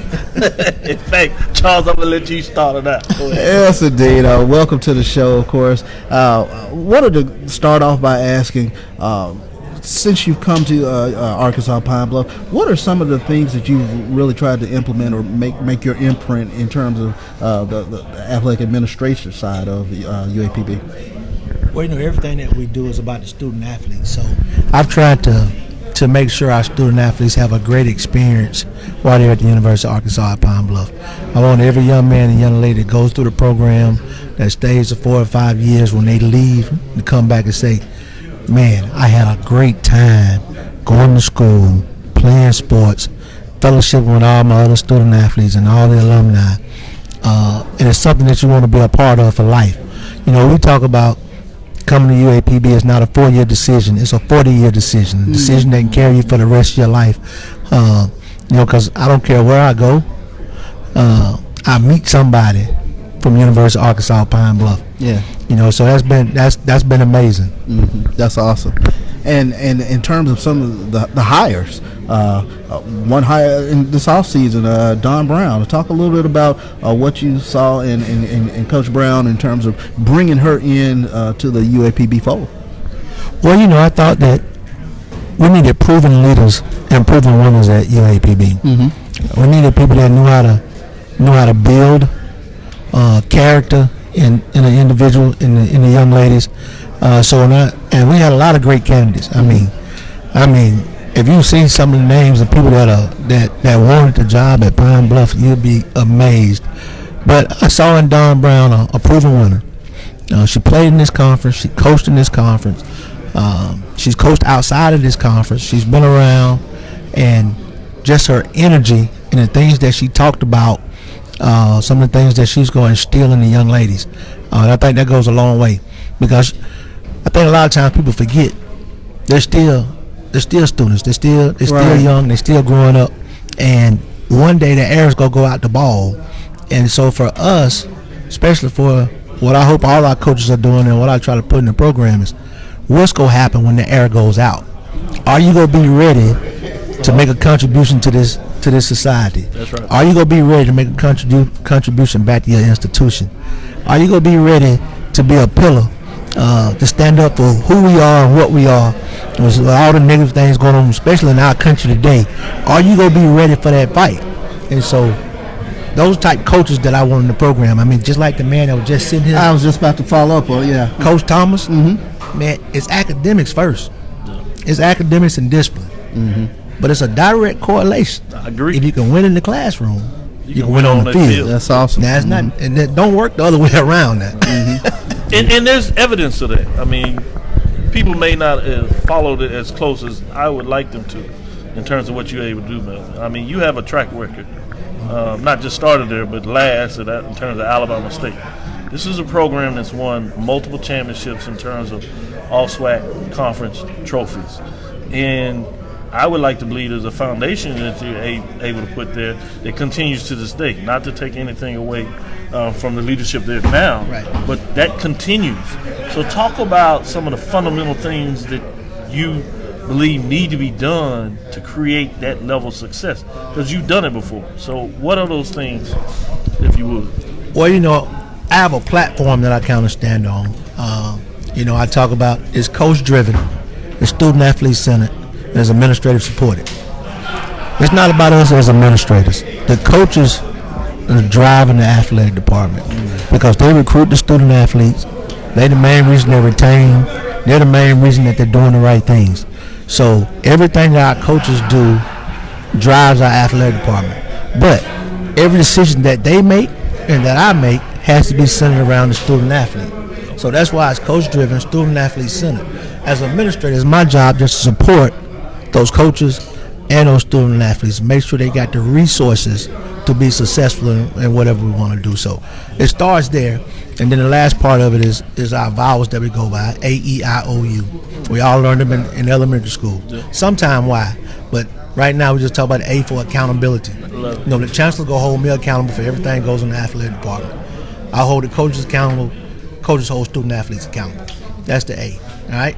E for excellence. We strive for excellence in the classroom first, because if we can achieve that, now we can achieve excellence on the field. I is for integrity. We're gonna do it the right way. We're not gonna break any rules.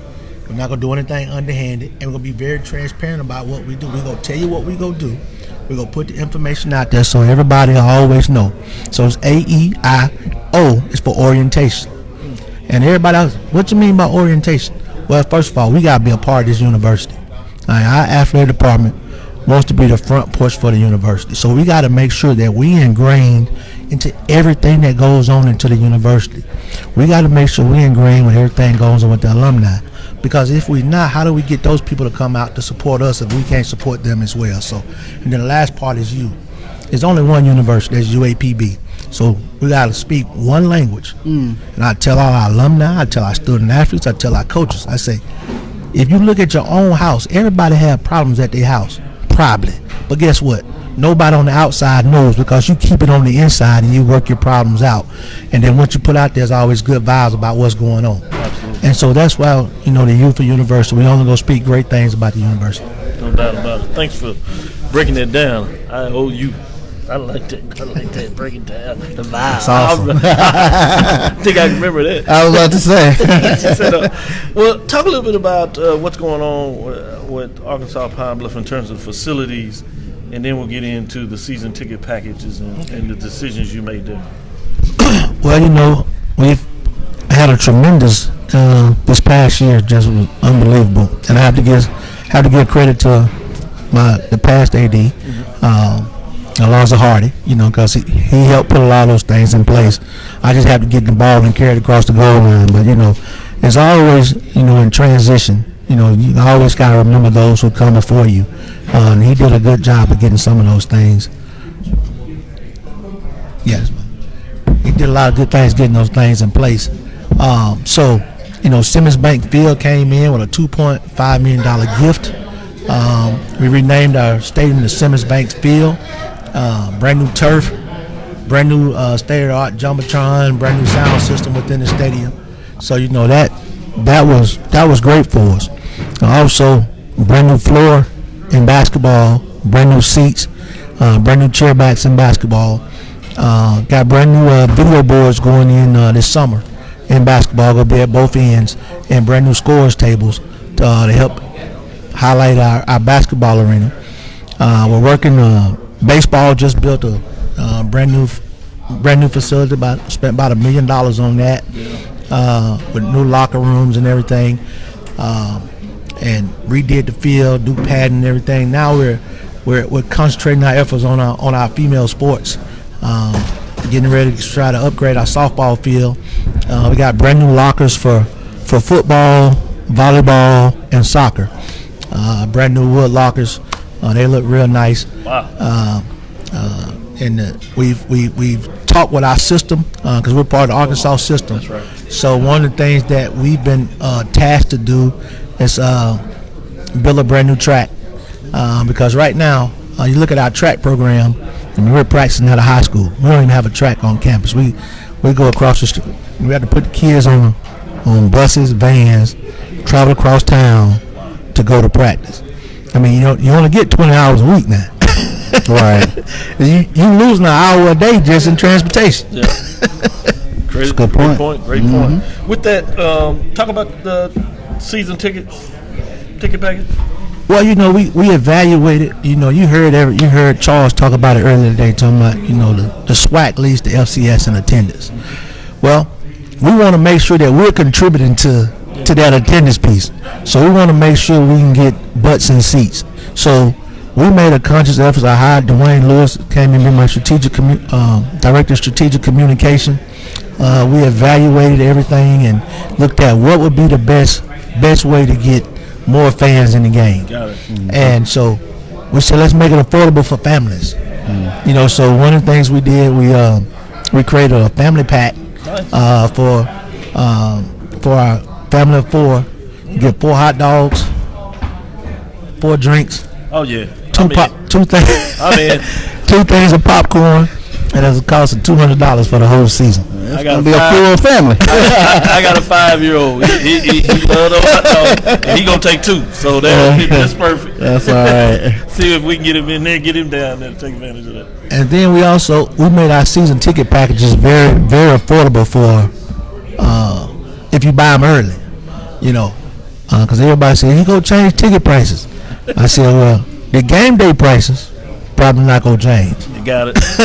So if you want to take advantage, you need to get you a season ticket. Mm-hmm. And for example, you can get a bench back for $90 for the whole season. That's 6 games. You can get a chair back for $120. General admission $60. That's the season ticket package. I'm also trying to convince our fans that it's our stadium. We don't have a home side or a visitor side. I've heard that before. So I made on the far side, the east side. Okay. we got chair backs on that side. So I made those chair backs $90, which was $30 cheaper than being on the west side. So hopefully people will take advantage. I've been trying to tell everybody. You think about it. If you get the June mission season ticket pass for $60, if you come to the homecoming game, which everybody go come to homecoming, period, and you come to say the Grambling game, you made your money. You got to do. If you buy those tickets by themselves, yes, they gonna be more than the season ticket package. So come on, buy the season ticket package. You can't make it any plainer than Great that. point. Exactly. You got an AD that is trying to help you in terms of getting prepared for Christmas, so you don't have to spend all your money in one place. And so get it up there, come to the game. Not only that, on a serious note, the product of what you're putting on the football field in terms of taking it to the next level, and what you know Coach is doing in terms of preparing these young men off the field is second to none. So if nothing else, it makes sense to support these young men in terms of what they're doing out there. And you've heard throughout the day in terms of what SWAC is doing. So you're talking about great competition on the field. So you're going to see great matchups. So as I'm encouraging all folks, I've done my part. I've got my season tickets.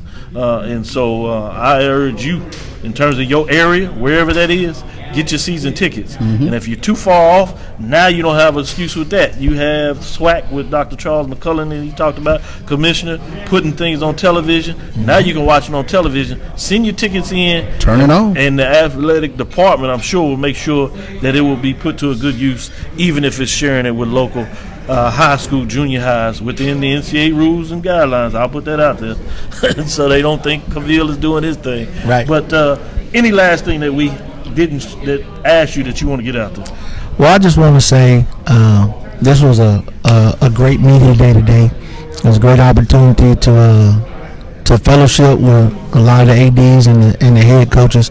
And I think what a lot of people don't understand about the SWAC, and I think that's different in a lot of other conferences, we're all family. Like it's competition on the fields, No doubt. but we all try to do what we can to help each other be successful in life. So that goes a long way, and that's probably what's special to me about being in this conference. We all competing for the trophy. Like the commissioner said, it doesn't matter if it's UAPB, Prairie View, Jackson, Allcorn, whoever's at that Celebration Bowl. We all gonna show up because it's the SWAC, Right. and we pulling for the SWAC to win. That's right. Because anytime we can win, it helps us all win. So we're gonna support the Celebration Bowl, and hopefully we'll be in it. But if we're not, we still gonna support our sister schools who's in the conference, because it's about the SWAC. You hear a lot of these other conferences, but it's about us. It's that SWAC family, and so we go hashtag it, but we'll let everybody know the lines are coming now. We're not gonna take a back seat to anybody. There we go. But we coming, and we go show up, and we go show out. The kids go. You saw the jackets, right? Yeah, I like that. You saw the jackets. So we're going to pull him over here. I was about to say, that's rather spiffy there. I like that. Come on over here. You saw the jackets. Our new uniforms, we didn't really wear them last year. We'll bust out the new uniforms this year. We signed a deal with Adidas last year, so we're going to really take advantage of our Adidas deal this year. We didn't get, I got there kind of late, so I didn't get a chance to really, and Dwayne has come in and talked about branding. How do you brand it? How does it look? What the helmet's going to look like? What the jersey's going to look like? Because we want to make people understand when they see that UAPB, they know who it is. Well, thank you, Mr. Melvin Hines II, and giving us opportunity and getting your time, get a little insight into the program and how you build programs. Thank you for all that. Let me get Fred in here, and then we'll bring you in here real quick. I'm gonna check in. The commissioner's looking at us. Let me check with him real quick. Okay, go ahead. I gave him a 20 last night. Hey, man, don't say that too loud. We still on there. I gave him a 20 last night. I found out yesterday he's supposed to be giving me a check for $14,000. Look, I don't miss much. Say something like that. I wondered if you was gonna pick up on that. I picked up on that. Really? He talking about the sweet.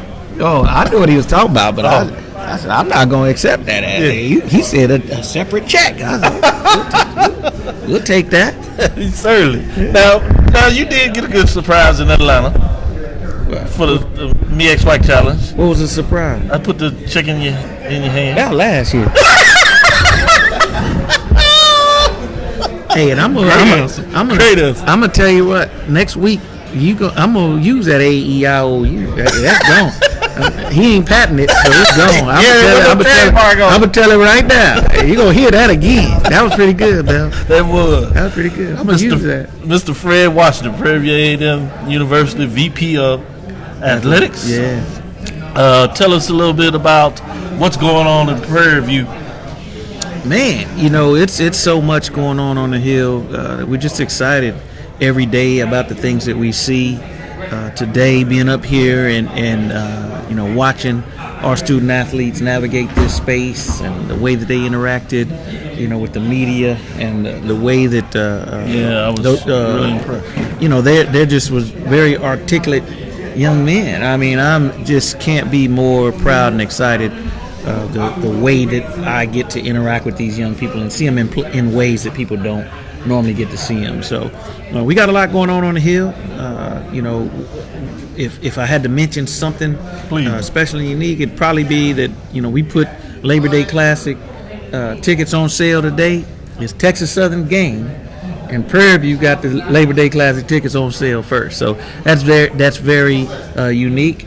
We're going to do everything that we can. I've heard you guys talk a lot about today, and I heard the commissioner talk about a lot about the conference and us being a conference and us being united, and that ties right into the Labor Day Classic. We want to help TSU sell that place out. We don't want to just help sell it out because we want to undermine their home field advantage. We know that the PV Nation travels and comes out and support us, but us helping them sell that game out drives the attendance numbers that you hear at the end of the season, that helps the conference lead to FCS, that helps drive sports revenues from the TV partnerships and things like that. And so we're going to embrace who we are. We're going to embrace what we have to bring to the table, and we're going to do everything that we can to make the SWAC the best that it can be, because it helps showcase Prairie View being the best that it can be.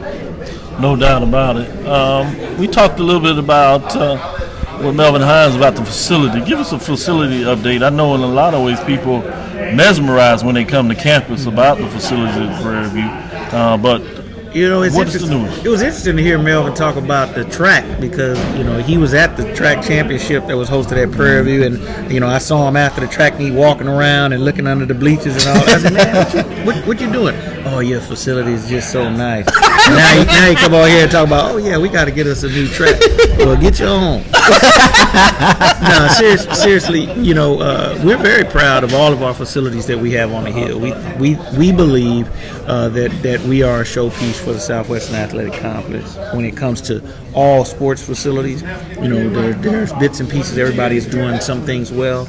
I think we're doing very well. We are finishing our sports master plan, our 10-year master plan. What's going on right now that people see if they're viewing is the Baby Dome, as we call it, our Knicks Arena where we play basketball and volleyball. We're wrapping up some things there that we think will be very impressive. And then we're going to do some infrastructure stuff. We're going to talk parking. We're going to talk handicap accessibility. We're going to talk things that touch the fans. And then, I told you guys before, I have a few surprises. And surprises when we unveil them, they'll be surprised, and people will be surprised to say, "Wow, that's what a surprise is." That's what a surprise is. But what I would say to the listeners and viewers out there, don't be surprised by anything first class coming from Prairie View or from the SWAC in general, because we believe that we're the best, and now we're going to start showcasing the fact that we are the best. Certainly. I want to ask you from the football, I know you can break things down, but I also... As an administrator, that was a really aggressive travel schedule and trying to be everywhere. And so what did that mean for a student athlete, for a coaching staff in terms of preparing, just having some sense of normalcy? These are students, so yeah, we look at them as athletes and what they're doing on the sports field, but they have another side too. They got to go to class, they got to study, they got to eat, they got to sleep, they got to have a life, they got to check on mama. They got, some of them are parents themselves, and so we tried to create a situation this year for our student athletes that gave them an opportunity to have a fully rounded life and be competitive at the game that they love. Awesome. No question. Charles, you want to follow up? Yeah, I wanted to follow up on the component, and I think you had touched on it when we had talked to you last in terms of the games that are going to be on television now, in terms of kind of reconfiguring the fan base around the stadium. I think UAPB's athletic director touched on it in terms of letting fans know that you don't have a home or visitor side. It's your stadium. But kind of touch on that a little bit. Yeah, I don't know that it's a unique problem to the SWAC. But it's very interesting to have those conversations with our fans, and I think it's just rooted in we've always done it this way. I think it's just been something that in sports, in football, in Texas, you think of the high school arena, and in the high school arena when you're playing district football, a lot of them have a home and away.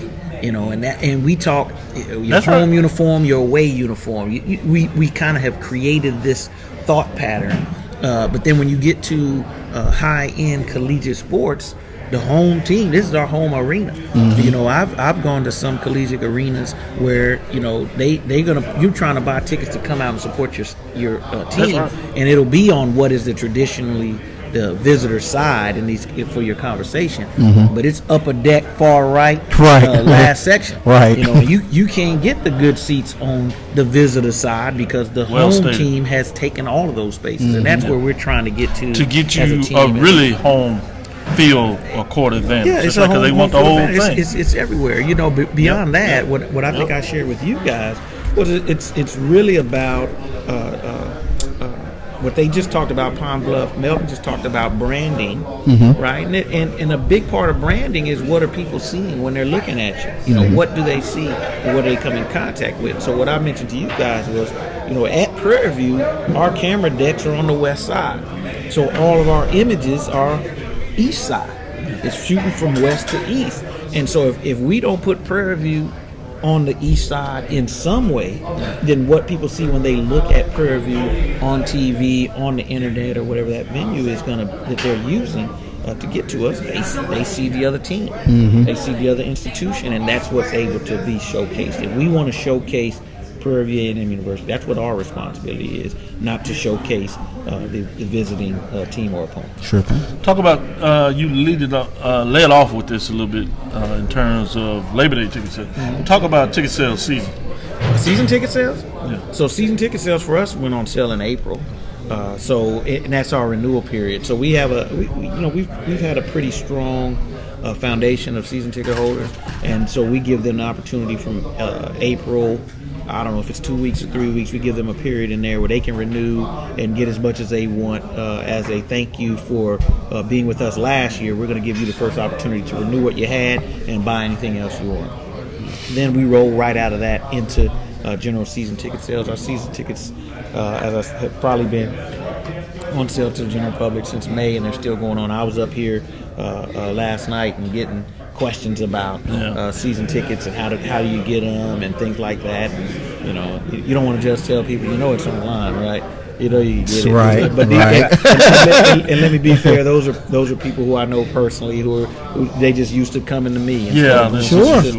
And so we still walk them through, but pretty much our season packs are on sale through online, and like Melvin, we haven't gotten all the way down to the family pack that I heard him mention. That's something that we're working on. We think it's very important, but we've worked to structure our program in a way that it meets the consumer where they need to be. Certainly. Last question we have: anything that we didn't ask you that you want to share with the listening audience out there, the Prairie View fans? Anytime I talk to the listening audience through any venue, it's two things that I like to touch on. One, I like the listening audience and the fan base to always keep in mind that from collegiate sports to professional sports, only 2% of them are going to be professional athletes, and so understand that we are trying to build an opportunity for young people to be successful in life.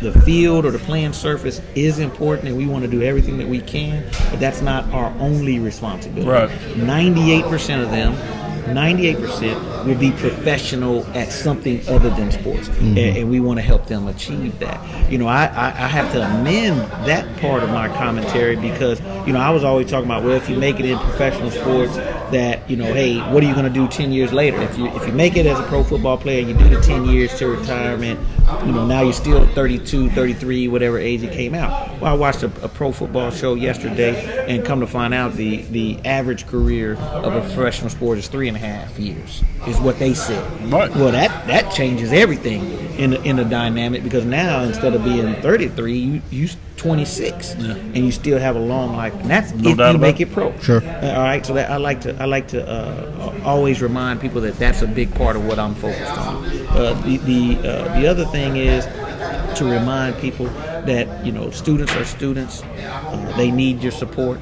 They do a lot better when they know that people care and that they're there in their corner. Not just as an athlete, but as a person, helping guide them through that. If we can come together to do those two things, recognize the environment in which we're trying to guide them through, and recognizing that they are individuals that need that touch and that support, I think we can make this conference, we can make this institution a lot better. Well said. Very well place said. To close it, Mr. Fred Washington, Prairie View University VP of Athletics, bringing this information. Well, I want Go to say two things. Please. One, that I'm still looking for that PV guy that was on Ralph's show the other day. I need that. We'll get that to you. And then, as always, go Panthers, and God bless you. Go Panthers. Go Panthers. I love it. With that, this is Dr. Cavill's Inside the HBCU Sports Lab. With Mike Washington and Charles Bishop here in Birmingham, Alabama, as we start to close things up at the 2019 SWAC Football Media Day. Just wanted to close it out. Any final thoughts? Anything left out? Do we have any other interviews, or are we closing now? I think we can close out. I think Commissioner McClellan is caught up in another interview. But, I think a great point to close out. A lot of great storylines coming out of today's SWAC Media Day. Southern and Allcorn, I think everybody is looking to catch Southern out of the West and Allcorn out of the East, but a lot of tremendous storylines coming out of today. You mentioned the first and second team, all SWAC team, so a lot of great players, a lot of parity, a lot of quarterbacks coming back this upcoming year, 8 out of the 10, if I'm not mistaken, returning quarterbacks. So a lot of coaches talked about the parity in the league and how it's going to be an exciting season. So we're really looking forward to this upcoming season in SWAC. Certainly. Dwayne, did you want to jump in here before we close it up? Give us a little business side of this, if you would, the branding side. And if you would, I know you're going to do your thing in terms of branding as you're at University of Arkansas Pine Bluff. Since we're talking about the business, talk about just branding from a perspective of sports, perspective of the conference. Wearing that brand, huh? Absolutely. I heard a story long ago that laid out. Davis always had a thing that when you saw him, you saw the Raiders. You saw the best of the Raiders. And you see him in the silver warm up or the black warm up. And A.D. Hines and I were talking late last week. He mentioned we had these gold jackets. Like we need to bring them to Birmingham to make a statement about the presence of who we're trying to be as a university, as an athletic department. And it starts with the look. Perceptions are formed as soon as you walk in before you ever say a word. Mm-hmm. And so we wanted to make a statement that the UAPB Lions are coming. Regardless of what's happened in the past, it's a new day in Pine Bluff, Arkansas, and we're trying to project that one day at a time. Mm-hmm. Certainly.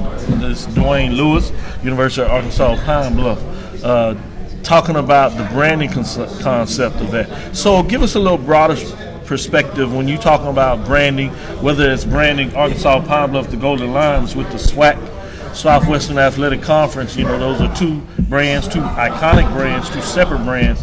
What is the importance of making that statement from a brand's perspective? Well, at the end of the day, collegiate athletics is a business. And while as an athletic department, our focus is make sure we graduate student athletes, put them in position to win championships, they are keeping score. And so there's a business aspect and a business component that's involved in that. And it's important that as departments, we try to find new streams of revenue and how we're trying to help our student athletes have the best experience. And that starts with how we project who we are. And a lot of that starts really at home in Pine Bluff, Arkansas, with having local business, local fans look at us in a new way. Take a new look at UAPB athletics, and that's what AD Hines has brought since he's been in the job almost 10 months now, since mid-September. And so it's really a day-to-day process in terms of how we write stories, how we put information on the website. We try to keep people engaged every day during the summer, although we're not competing, to give you a reason to be engaged with what we're doing as an athletic department, so that when it's time that you can't wait until the season starts. You're excited about practice starting. You're excited to hear about new season ticket packages, what's going on, but a chance to tie you in and pull you in beyond just football to our other 15 sports. So really for me, it's always been a year-round concept with branding. That branding doesn't take a summer off. It doesn't take a week off, doesn't take a month off. And so we've been very intentional about getting people engaged throughout the summer. We're keeping at least one news story on the site every day during the summer to keep you engaged about who we are, trying to be an athletic department, and really a good community partner 365. Certainly. Charles, you want any final Well, yeah, question there with Brent? just in terms of changing the perception within the local community. Talk about that again in terms of keeping fresh content out there with UAPB's name out front. Talk about just engaging the community to reintroduce them to UAPB. It starts with us telling our own story. We have to do that first. Long gone are the days of every school, every city having a beat writer. We've seen the cutbacks in the newspaper industry and really broadcasting to the whole. Now you see a lot of reporters here, one-person operations. They're setting up their cameras, shooting themselves. They have to edit, go in the truck, all these things. And so it's important that each individual institution tell its own story. It starts with us. I've always believed that. And if we tell our story, others will pick up on that story. So, and we see it a lot on your national networks. You see a lot of repurposing of games. I think ESPN right now is doing the best top 20 games of basketball. You'll see football in August, and it's really that concept just in print form. We've done feature stories with our MVPs from the previous seasons, from the coach selected MVPs of each sport. Also a season recap, the best game from each of our sports this past season, and also profiles on our head coaches. We have 3 new head coaches. You mentioned, we were talking with AD Hines earlier about women's basketball, also hired a new soccer coach and also a new volleyball coach. So it's an opportunity to, while reintroducing ourselves to UAPB, maybe give you some things that you don't know about athletics in terms of who our coaches are, what their backgrounds are, what their focus is going forward, but also what made them want to get into the coaching aspect. So we always have a story to tell. And a lot of it's just trying to engage, do the research, plan on what those things are, and we've been able to do that to this point. The engagement has been great, and we have really a content plan right now all the way through May as of right now. We're pretty much right now, there's only a few dark days right now, and I'm going to try to fill those in between now and May. But it's exciting to be in a place that we're the biggest thing in town in terms of the university, and we're trying to engage that and tie that in to where people are excited beyond just football, but for the entire 365-day calendar, and with the leap year coming ahead, 366. I love it. That's awesome. Thank you, Dwayne Lewis. University of Arkansas Pine Bluff, the Golden Lions, as you see what they're doing with their program, not just from a athletic perspective, but from a branding perspective. So thank you for sharing that, bringing us on the business side of sports. It just makes dollars and cents. Dwayne Lewis doing that. Talking about. So we're going to end the show in the perfect place. We're going to do it with Dr. Charles McCullin, the commissioner of the Southwestern Athletic Conference. As he comes up, he closes up on his inaugural SWAC Football Media Day 2019 from the commissioner's perspective. How do you think it went, Charles? Great turnout. I was pleasantly surprised to see a significant amount of local media. We had media that came down from the East Coast. I even saw old Stan Luter. They're back from the NBC days. Back when we had the Dada contract, the Dada shoes. Yes, indeed. Chris Freewell in the sport. Spinners. I remember those. So, very, very excited. A lot of great things going on in the Southwestern Athletic Conference. A lot of parity with these football teams. I'm excited about the football season, not just from a standpoint of competitiveness, but not to have to worry week in and week out whether or not the team I'm over is going to win. I can go to the games now and just look at them and cheer them on and not have to worry about if I'm going to get fired on Monday morning. Right. Great point. I tell you, you always have a way to put it. One of the things that was excited that was put out there was the jet. City jet, that's right. Talk a little bit about how that came together and why is that important? Well, it's important because it puts us on par with the FBS and the Power 5 institutions. And I guess, I can remember back about 12, 13 years ago, I took a bus ride with the basketball team to Alabama A&M in Huntsville from Houston, Texas. And then I took a bus ride back from Huntsville. And when I got off that bus, I said that was going to be the last bus ride. And I think it's, in the Southwestern Athletic Conference, it's a sacrifice that our student athletes make. And I wanted to be able to go out and try to leverage the opportunity for us to travel in first class fashion. And City Jet, became an opportunity for us to look at. And part of the negotiation was to get the price down to where we felt like our schools could afford. And there's going to be some times where they're not going to be able to afford to travel. But when you start looking at some of the smaller market for basketball, you play in some of these MTEs where you got to go to Des Moines, Iowa on Tuesday. Then you have to turn around and be in Ohio on Thursday.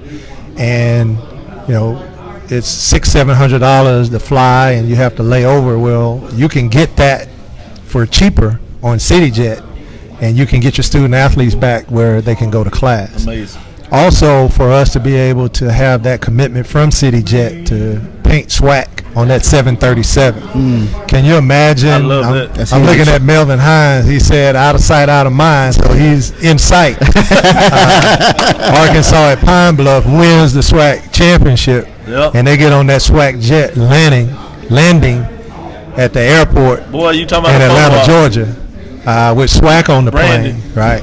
Can you imagine ESPN, Disney showing that on ABC? The SWAC coming off, what kind of recruiting that could be for our member institutions. So the thought process was to get an affordable transportation option for our member institutions, to have that brand recognition, to be able to get us back and forth, cheaper in some instances than what we could fly commercial, to give them options to get off of the bus, and to give that swag to the Southwestern Athletic Conference to say, you can choose us. Go to a Celebration Bowl, a national championship game, play on TV, become a first-round draft pick, and oh, by the way, we travel like everybody else, so choose us over them. And I think that's the first step. No doubt about it. What were some of the other highlights that that came out during your State of the Conference address? Well, again, we want to be first class in everything we do, and we talk about it's the small things. The small things will lead to larger, bigger things. And something that we looked at and we've been working on is the recognition of the student athletes. And I think I'm excited and proud to say one of the most unique and valuable brands as it relates to trophies, in some instances jewelry and awards, will be the new provider of awards and trophies, and hopefully not jewelry, right? It's Tiffany's. So everybody knows that light powdered blue cloth and that light powdered blue box. So when we award all SWAC, our member institution student athletes will get a Tiffany's trophy. When we honor Coach of the Year, they're going to get a Tiffany's trophy. When we honor all SWAC championship, they're going to get a Tiffany's trophy. And by the way, they're going to send those white gloves. So as we unveil it and as we award it, we're going to have the Tiffany gloves on. There you go. So again, first class in everything that we do.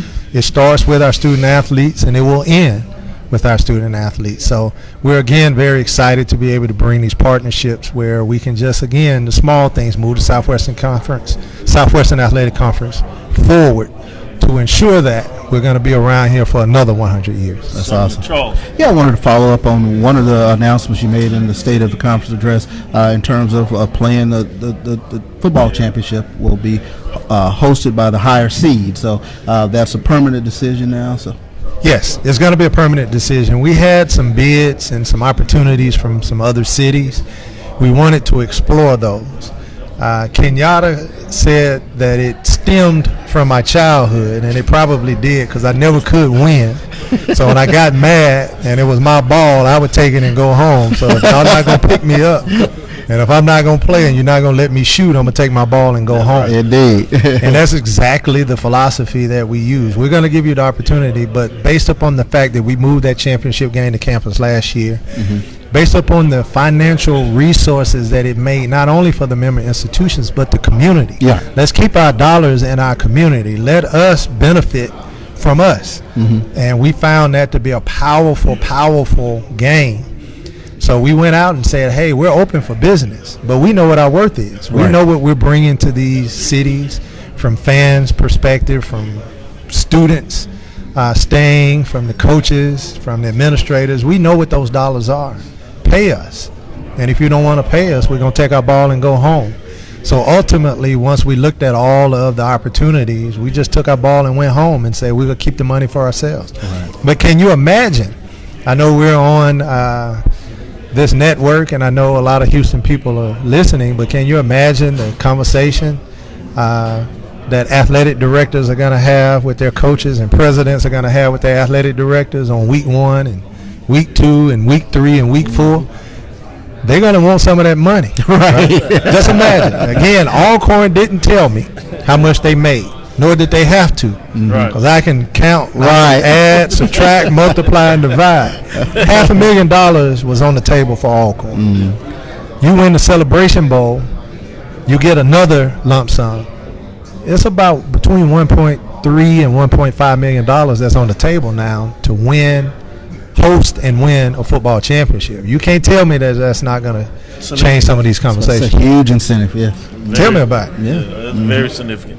One of the things that many of the athletic directors, VPs of athletics talked about is that you brought back the banquet, if you would, before a championship game. Absolutely. That student athletes were able to celebrate and get their trophy there instead of putting them in a mailbox. They might get them if they hadn't graduated by the time they got it. But talk about the rationale, and you can see obviously people think it's important and exciting. Talk about that, please.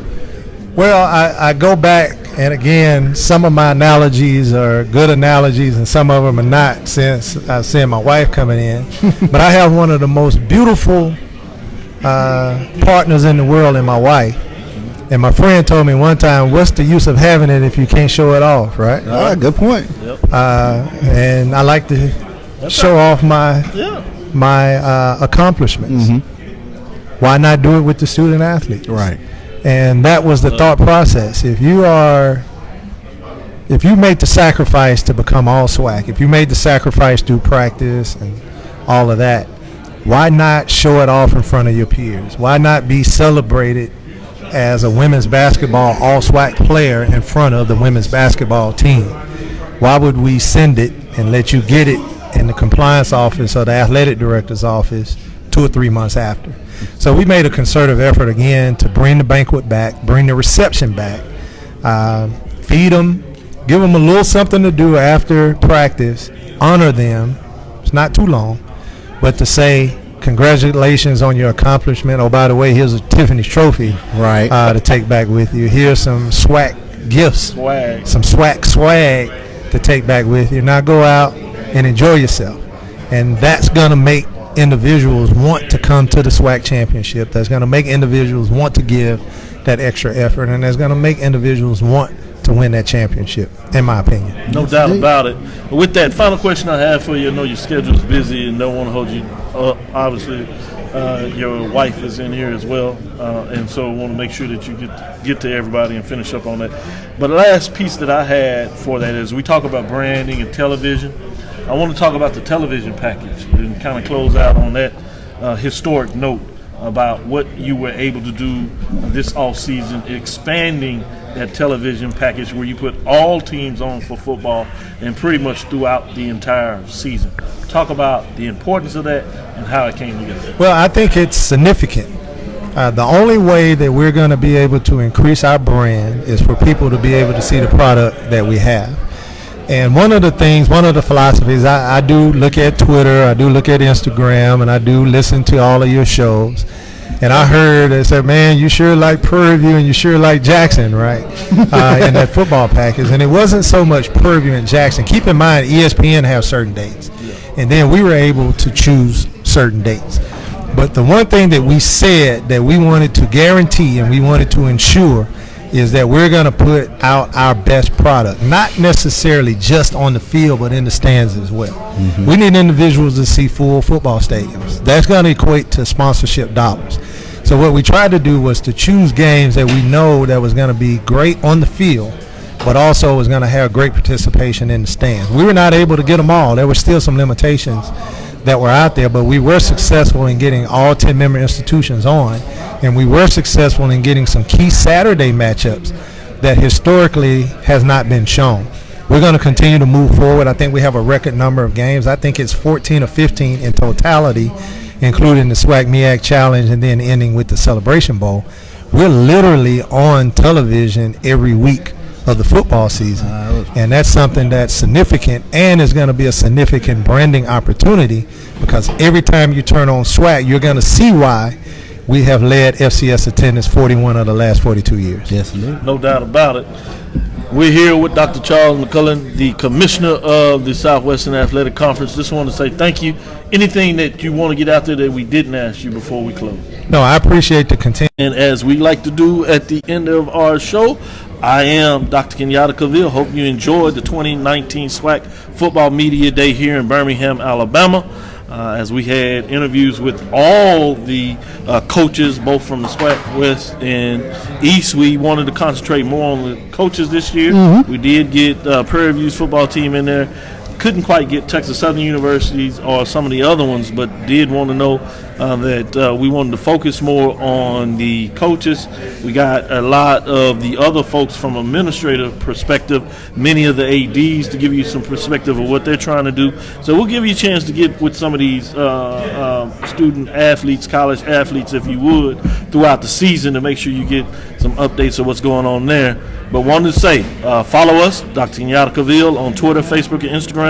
Want to say thank you for all those that follow us on Facebook, that came in and came out. Some of those that stayed with us, really want to thank you and want to give you a chance to say thank you to them as well. Oh, yeah, definitely. Thank you for following us and really being a fan of not only our show, but this conference that we come to love and really appreciate. So. Thank you. Follow me, Dr. Kenyatta Cavill, on Twitter, Facebook, and Instagram. That's DrKenyattaCavil. On Twitter, we gave you some information about the plane. You can check us out, and we'll get a streaming broadcast out to you on that as well, so you can listen to it as a podcast. Obviously, you follow us on Facebook now if you're watching this, and check out Instagram, where you'll see some of the pictures of the day in terms of what took place. So we'll get that out to you. Dream big and continue to move forward. We will talk with you soon. Course lecture dismissed.